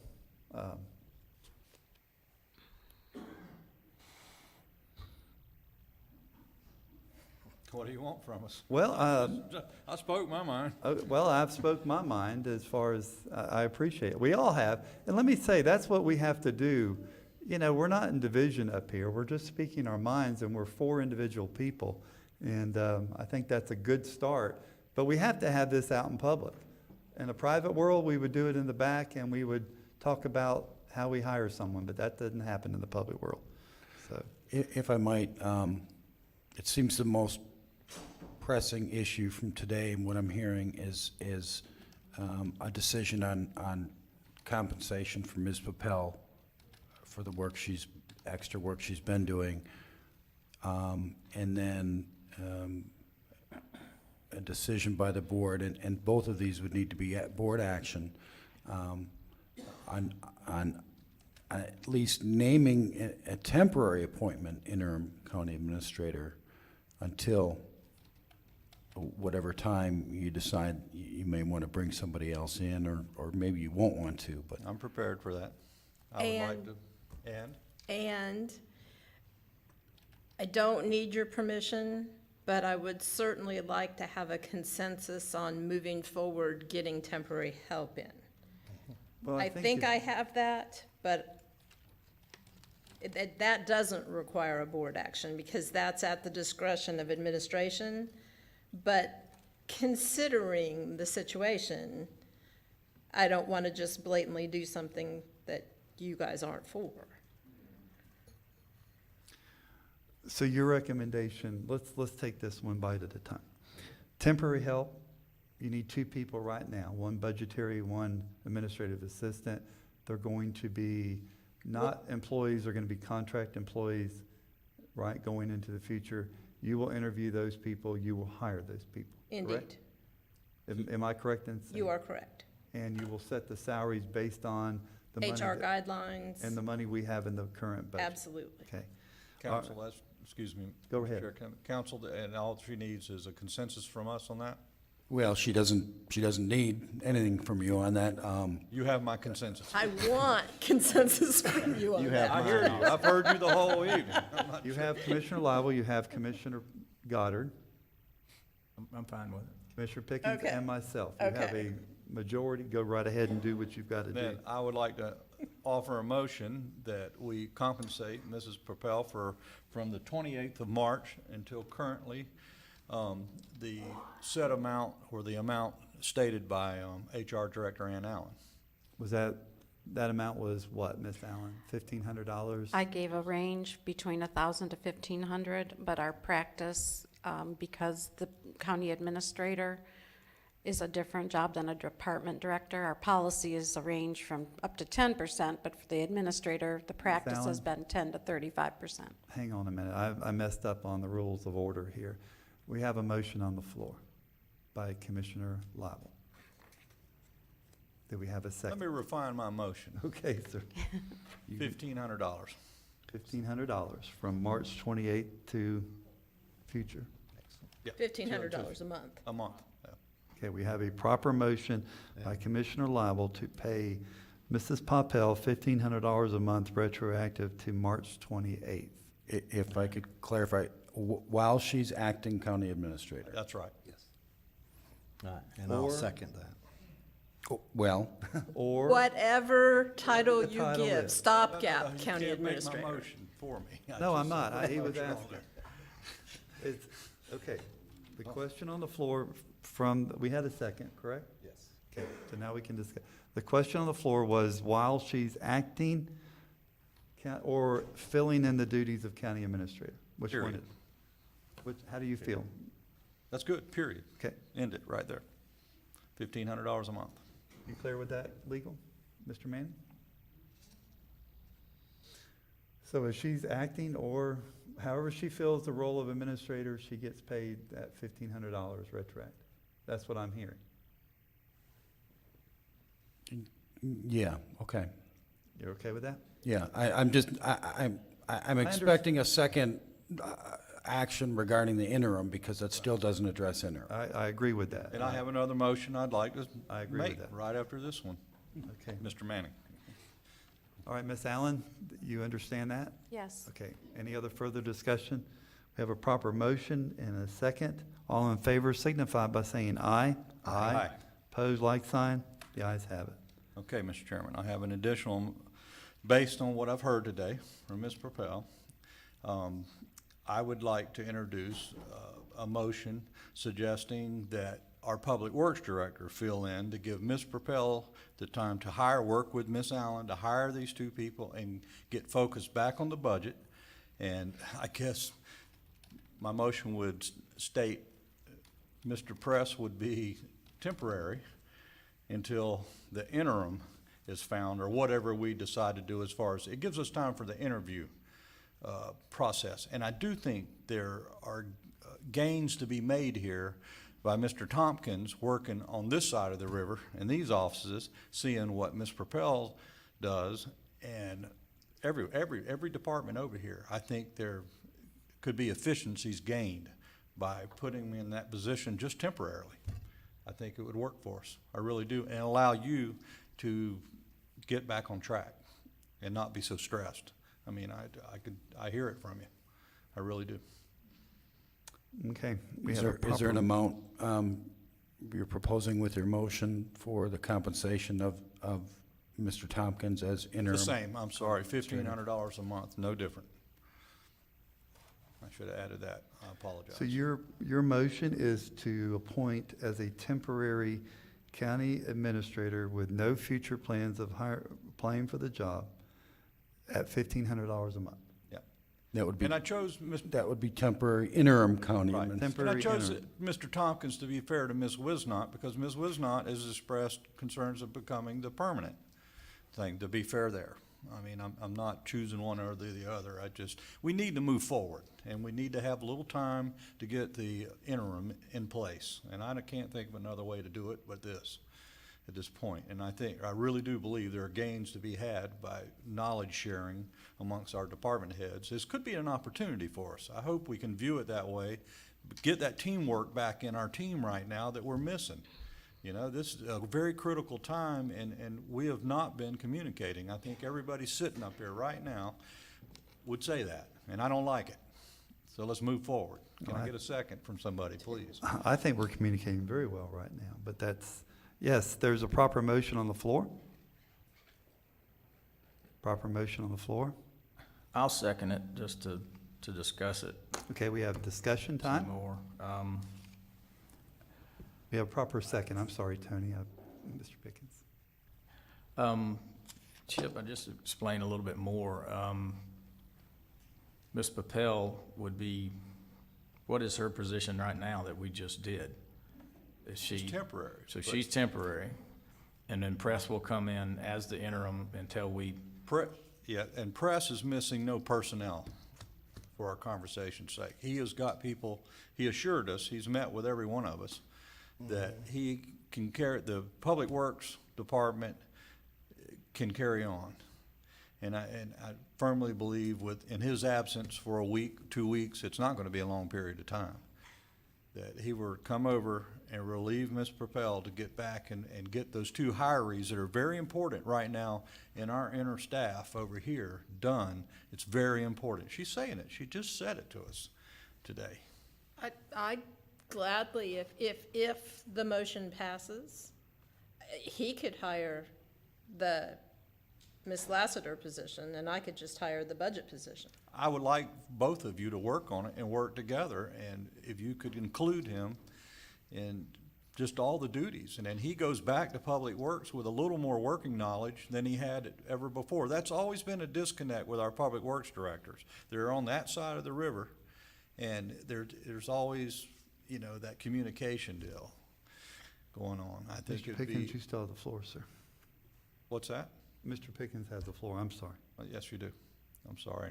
And then we'll move forward on interviewing Absolutely. possible candidates to permanently fill the interim. Exactly. Okay? I'm giving us a little time. Is that proper wording there? Yeah. Okay. Yeah. Mr. Chairman, if I might, Yes, sir. to address Commissioner Pickens. So if the motion were to pass, Ms. Papel would no longer be acting county administrator. She would go back to her title of budget officer and deputy county administrator, and Mr. Tompkins would then be the interim county administrator until such time as you all may or may not decide to bring somebody else into that position. Correct. Commissioner Goddard, you had your hand up? I'm just thinking back over my Allen, if you career need in to sit down. business. Ms. Allen, would you like to sit down? I'm sorry. I'm good. Okay. I'm holding on.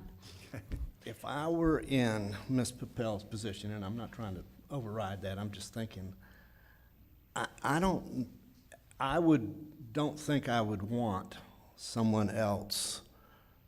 She's got a very difficult job right now. I'm trying to think in my mind, I've seen this before where somebody good steps over here, but because they're not familiar with the situation, they end up more in the way than being a help, and that's my only concern.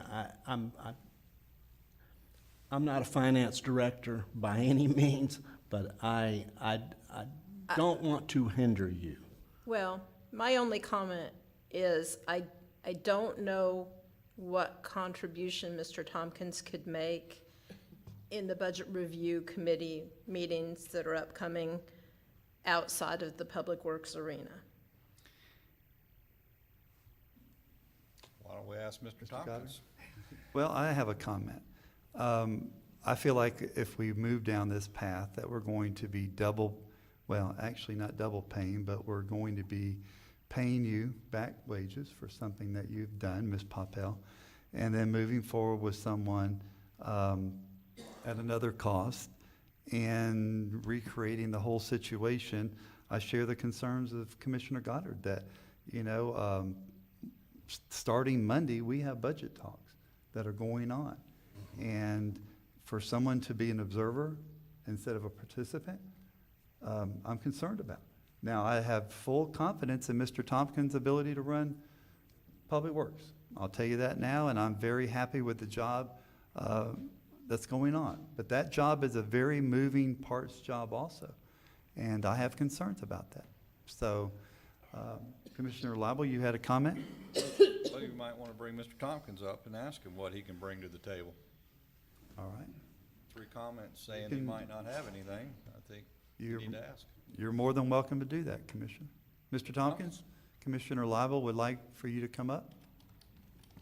Mr. Chairman, to address your question regarding the additional pay, it really would just be from one to the other. The additional pay currently for Ms. Papel would end when she is no longer in the acting county administrator position, so there shouldn't be any overlap there. Okay, Mr. Tompkins, you have the floor, sir. Okay, do you have any specific questions, or I am familiar with budgeting. In my previous job, I had solid waste, I had fleet, I had public works, engineering, road and bridge. We had all those budgets prepared. We were also very heavily involved with the gas tax revenues, the projection on those, how they could be used, also the impact fees, how they could be used, and how different funds act and how they could be used and can't be used. We had a very intricate part of the budget with the other county because our department was the one, other than sheriff and fire, we were the biggest budget to have. We had most people. We probably had all these, and I understand what Stacy's saying, believe me. It's not an easy task, but I think between the two of us, we do understand fund balancing. You have to balance the fund. There's a lot of moving parts with it. I think I could actually contribute and help her with this thing going through it. We'd have 2 sets of eyes on it, looking at things. I look at things, as you well know, from a very common sense approach. I look at what makes sense. What are we doing? And why are we doing it? And that's why I can bring that to the table. And I agree with her about some temporary help. I mean, this is the most critical budget this county's probably faced in a long time. And I do believe I have the expertise and ability to help us through this. That's why I honestly volunteered for it, is to help us through this budget and get Putnam County where it needs to go. My wife and I have adopted this county. We have moved to this county. We built our home here. We plan on being here till the Lord takes us away. And we want to contribute to the county. And I think I have the ability and the knowledge and the foresight to help get us through this budget crisis. Mr. Tompkins, I have a question for you. Yes, sir. If that was to happen today, and you heard our Mr. Manning, our attorney, say there would not be a dual purpose, but dual salary, but there is, because somebody would move into your position and expect more money as they've done in the past, correct? No, sir. What I explained to you, I go in early in the morning. I go in and work between 6:30 and 7. As I explained to y'all, I would still go into Public Works in the morning and get my work done over there. It needs to be done. I get the vast majority of work done in the early morning hours. The road and bridge crews come in at 7. My other staff comes in at 8. And then I would come over here. I think they normally start about 8:30. I would be over here to help whatever I need to do to get the budget going and work in the administration part. If something does come up in engineering, road and bridge, public works, I'm a phone call away. I have a very capable staff. I don't micromanage, I delegate. And my staff has done an excellent job on picking up what they need to do. I let them do their job. I'm there to help them do it. They're gonna make mistakes. We all make mistakes, but we're here to help them through the mistakes, learn from, and go forward with it. And I don't think we need to hire a interim public works director and all. Mr. Nimitz and I have talked about it. He has more than capability to take up what little slack that I'm gonna leave over there, but I have the capability and to do both jobs right now on an interim basis. And I do volunteer that to the county. And Mr. Chairman, I'd like to add that Mr. Nimitz was an interim while we were waiting on Mr. Tompkins. But he also was paid more, correct? Yeah. Thank you, Mr. Thomas. I don't think anybody has any other questions for you. Okay, thank you. One concern of mine before we go too much further, doing what we've just passed a motion in a second on doesn't allow any other department heads to apply for the temporary interim county administrator position before we hire a temporary interim county administrator person, before we hire a permanent county administrator. Am I correct in how we look at that? This is So, a stopgap Mr. measure Lible, to get us there. Yes, but you also were very adamant that you wanted all the employees to be able to apply equally. For the interim, they still can. We're not eliminating that. We're giving ourselves breathing room to get there. I'm only bringing Mr. Tompkins forward at this point to get us there. We needed a week or two. You just said it. Our timelines, I suggested, we're making you nervous. No, they're not making, I think we're there. I think we just did it before but that's just me. All right, we're going to bring this in for a landing. We have a proper, any other discussion? Commissioner Pickens, I'm sorry. I understand that we will continue to look for Yes. a permanent. This is interim. only to get us through a little period. Okay. And, Mr. Tompkins has gracefully explained that he does it out of the good of his heart to get us through this trying time. And I really would like to see Ms. Propel and Mr. Tompkins working side by side. I think we'll have a better public works department and a better budget department at the end of the 2 weeks or whatever it is. Well, Commissioners, great discussion, let me say that. And I think that's where I agree. we have to have this discussion and we have to be able to talk openly and we do appreciate that. So if there's no further discussions from Commissioners, we're going to do a roll call vote. Ms. Tony, will you do roll call vote, please? District 1, Yes. District 2, Yes. District 3, District 4, No. District 5. No. Okay, the motion is tie, so it fails, correct? Okay, 2-2. All right. Currently, what we have on the table is, right now, what do we have? We have you being acting and getting paid currently, and we haven't named an interim. So, No, I'll make a motion. I still think that Ms. Papel needs to be our interim officer.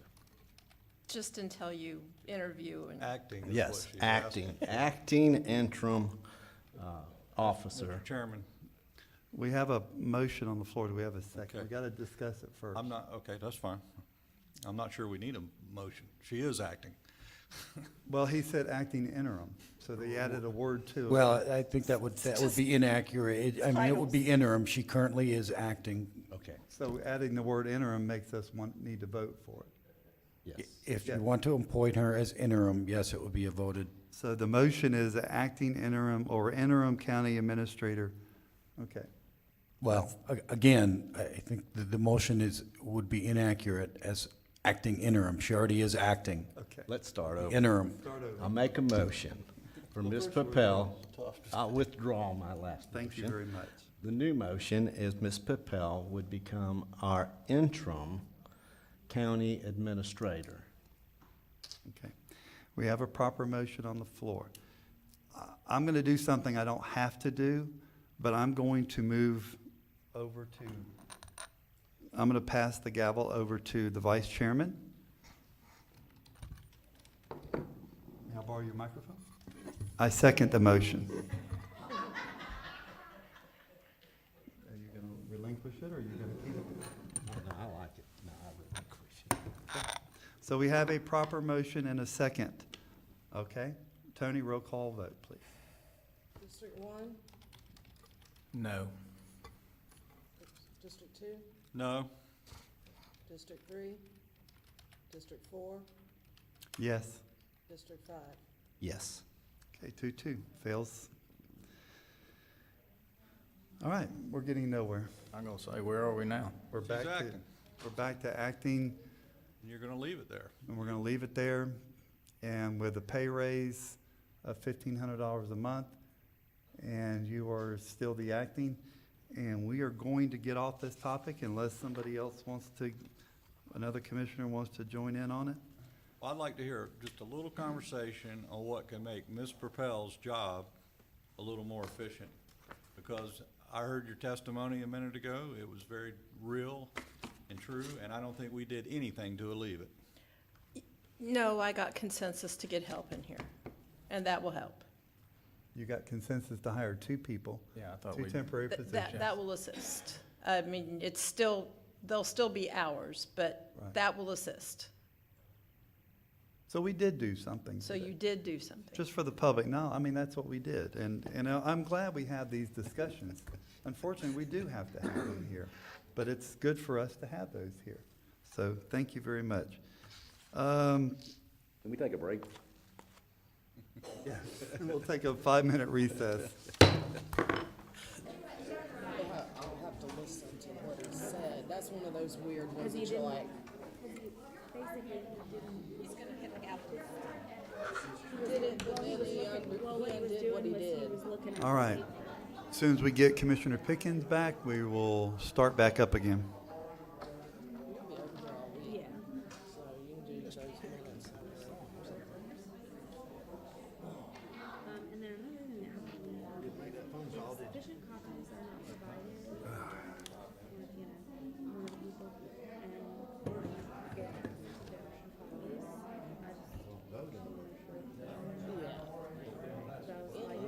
You shouldn't be asking me because that's board admin stuff. I usually tell people I can't leave them with copies. I mean, I will for these guys if they need something. The chair says get up and make a copy. I get up and go make a copy. If Mr. Smith tells me I get up. All right. We're going to call our meeting back to order. Tony, are you ready? Okay. Do want to mention one thing before we get too far down the line, and we already did. Leota Wilkinson with Representative Bobby Payne's office is in the house today. Representative, we appreciate that, Leota. And Katie Ross with Senator Bill Nelson's office is also, both of them are going, well, Katie's going to be here sometime to be in our office, and we appreciate that. And Leota, that y'all have an office Bobby Payne, Representative Payne does over on 100. So we thank you for that. Appointments, item number 11.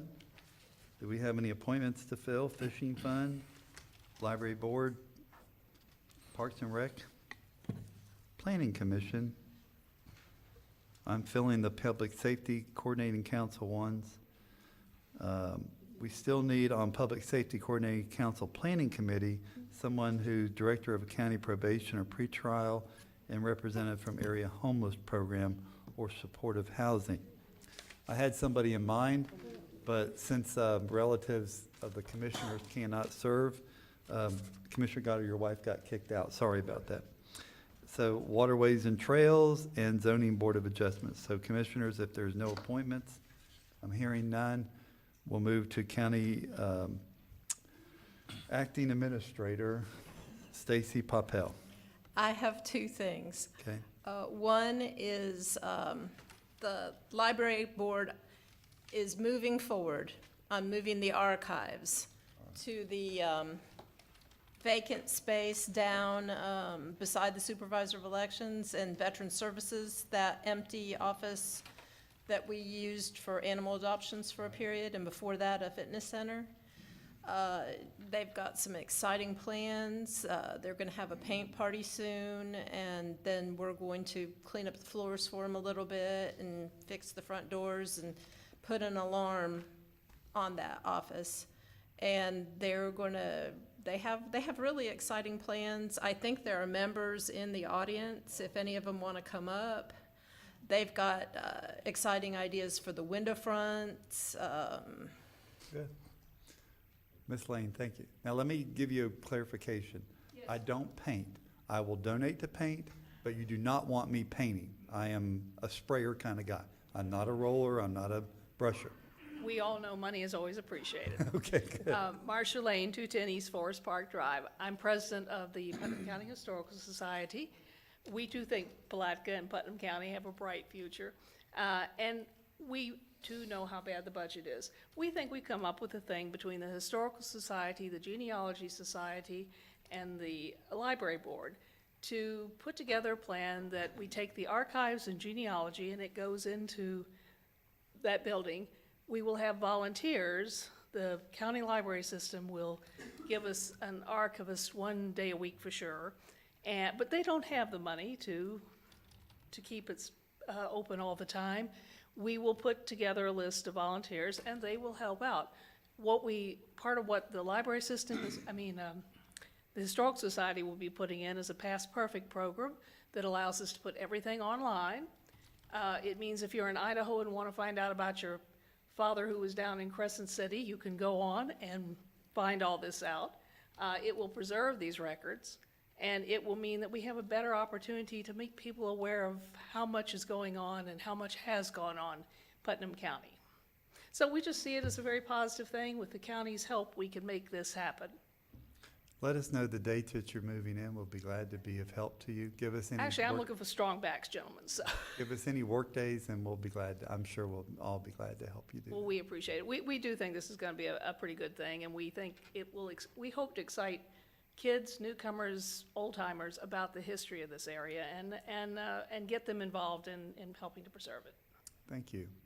Thank you. Anything I can answer, or? No, I think we're good. Okay. Thank you. Appreciate it. You'll need to approve us to go into a lease agreement with them, even if it's a $0 lease. Do you want to bring a lease back to us? I would prefer that you Okay. bring a negotiated lease. Yeah, I like the zero amount, so, you know. So. The But other- yeah, if you'll bring that back at Okay. a future date. Yeah, the commission certainly, when you're talking nonprofit and other government organizations and whatnot, certainly has the authority to lease space for no consideration. And it sounds like that's the direction that's being given, and we'll go ahead and bring a lease forward for you. And I hate to go here, but the other thing I have is you've left our HR director unclear on how she's supposed to proceed regarding interviews, the whens, the wheres. She came to me during the break. I think from my understanding, 1:30 on Monday, we will set the criteria and the salary for the interim temporary county administrator and the direction of going out and looking for one. At the same time, we set the criteria for the county commissioner, the county administrator search committee to use. And am I correct in saying that, commissioners? I believe that was That's what I consensus. understood. That's what you heard, Commissioner Pickens? So she'll get her direction. We'll give her then. direction on Monday. Okay. And if you could go ahead and give us some talking points ahead of time, some of your suggestions, we would greatly appreciate that. Okay? All right. Is that all, Ms. Papel? That's all I had. Thank you. County Attorney, Mr. Manning? I just wanted to say thank you to everybody that participated and arranged for the Earth Day celebration at Dunn's Creek State Park. My wife and I attended that with Commissioner Lytle. I understand we just missed Commissioner Pickens, but we enjoyed it greatly, and There was good educational opportunities there as well, and it was fun. Hope to go again next year and hope to see it continue to grow. Thank you. Mr. Tim Smith, our Honorable Clerk of the Court. Thank you, Mr. Chairman. Well, this seems to be the season of transition, so I want to tell you about a transition in our office, and that is Mr. John Jones is going to be stepping down as the finance director for the county at the end of May. John is a CPA.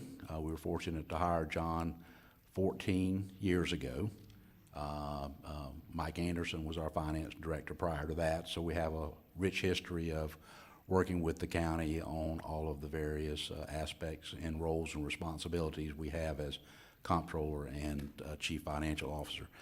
He did mention to me that this is his 240th commission meeting. But who's counting, right? Yeah, but what I wanted to ask him was, well, how many times were you in this building when it was a theater, and where did you and she used to sit? Back row. See, that's what I thought. So you've actually been in this building a lot.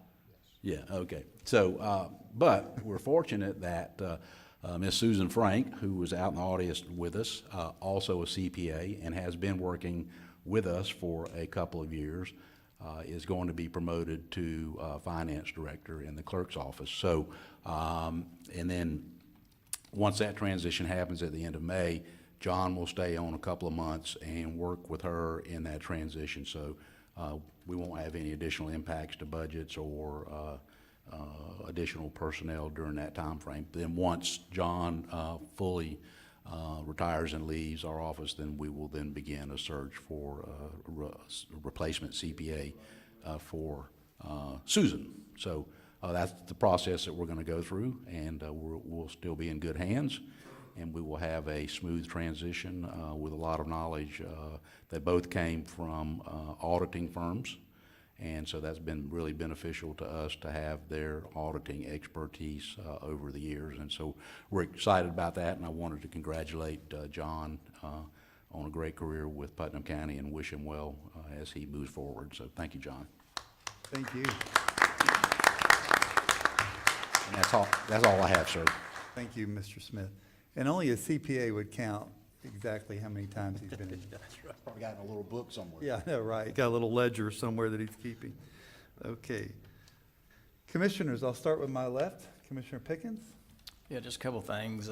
Just want to add to what Stacy said about the Earth Day. It was the second annual Earth Day, which was held at the new Dunn's Creek State Park. I was fortunate enough to go to the ribbon cutting a month or so ago and got to see the parking lot and the facilities, picnic areas, and the soft launch for the kayaks and things like that. But the event was held there for the second year, and I was honored to have Sam Carr ask me to open up the event and say a few good words about the park and our ecotourism that I think is a very big part of a piece of the puzzle to move Putnam County forward.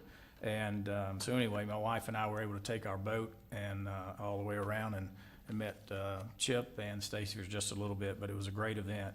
And also, I just would like to mention that as a first-year commissioner, the first year, I was asked to donate to the fair, to the FFA, for the add-ons for the livestock that they raise and in turn sell.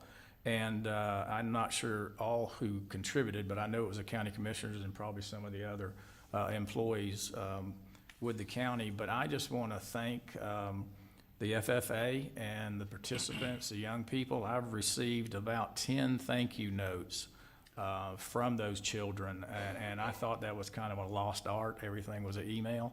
But they're handwritten notes. Some of them had pictures of their livestock and as they were raising them. And I just want to say I really appreciate that and was honored to get those cards. So, and this was a very interesting meeting. I hope it was productive. And thank you, everybody, for attending. Thank you. Commissioner Lible. Just comment again, Friends of Dunn's Creek State Park, what a wonderful job Saturday. For just a second-year event, there were a lot of people there. There were booths probably 20 in total, selling things and information, and even had live alligators on the place you could pet if you wanted to. So that was a good time. And likewise on the FFA event, Mr. Pickens was commenting on, it is very nice to get those handwritten notes from those kids, those students. And looking forward to the future. Good. Commissioner Goddard. Yeah, thank everybody for being here. On those, I did not receive any emails on the livestock. Everything was handwritten. Mm-hmm. You know, Usually is. like you said, I thought that was pretty neat. And don't forget, we do have the Blueberry Festival. That's one of the nice things we have is we have our festivals, we have our events that go on. There's always seems like something to do in Putnam County. And if you don't have anything to do, you can come here and be entertained by our county commissioners. Well, that's worth something right there. Thank you, Commissioner Goddard. I want to say last night I attended and when you hear us talk about things, you can't attend everything. There's just no way that we can all get around and do everything that happens. Saturday I got to helping the FFA out in Interlachen cook ribs, and lo and behold, thank God I did, because I needed their help in the afternoon when my cooker wouldn't fire up to cook for the National Guard honor program that they do at every year. So we all can't be everywhere, and I just want to let you know that we all try to be as many places as we can, but there's only one of us at a time. I do want to say last night the Interlachen Community Center hosted its first annual anniversary, and I tell you, that room was packed. There must have been 40 people playing musical. They had a potluck dinner. It was a wonderful event. This coming Friday night, Commissioner Goddard and his wife, along with myself and a few others, will be playing donkey basketball at Interlachen High School. That will be hilarious, I'm sure. It's already getting rave reviews in the audience here now. Tickets are $8 in advance, so it's worth the fundraiser that it is. I'm sure my legs will hit the ground. I'm just positive that donkey's not going to be big enough. Do want to bring to light that this coming Friday, as we did last Friday at the Interlachen Community Center, the Social Security office came out from Jacksonville and took care of any Social Security problems that people had. This coming Friday here at the government complex, they'll be back in-house again. So if you know of anybody that needs help with Social Security, with claims, questions, Ms. Allen has been very instrumental in getting this set up, and it will be here. So please avail yourself to come. You know, the public was crying out that they want the Social Security office back in. If we don't come, they won't come. And we need to show that we have a need here in Putnam County. So I would encourage all of our citizens that are watching to be a part of that. And on Saturday, May 27th, the Garden Club of Interlachen would like for all of us to attend an auction and a tea, yes, a tea, at the Interlachen Community Center. They're doing a fundraiser to decorate around the building. So, Commissioners, there's no other further business to come before us. Hearing none, this meeting will be adjourned.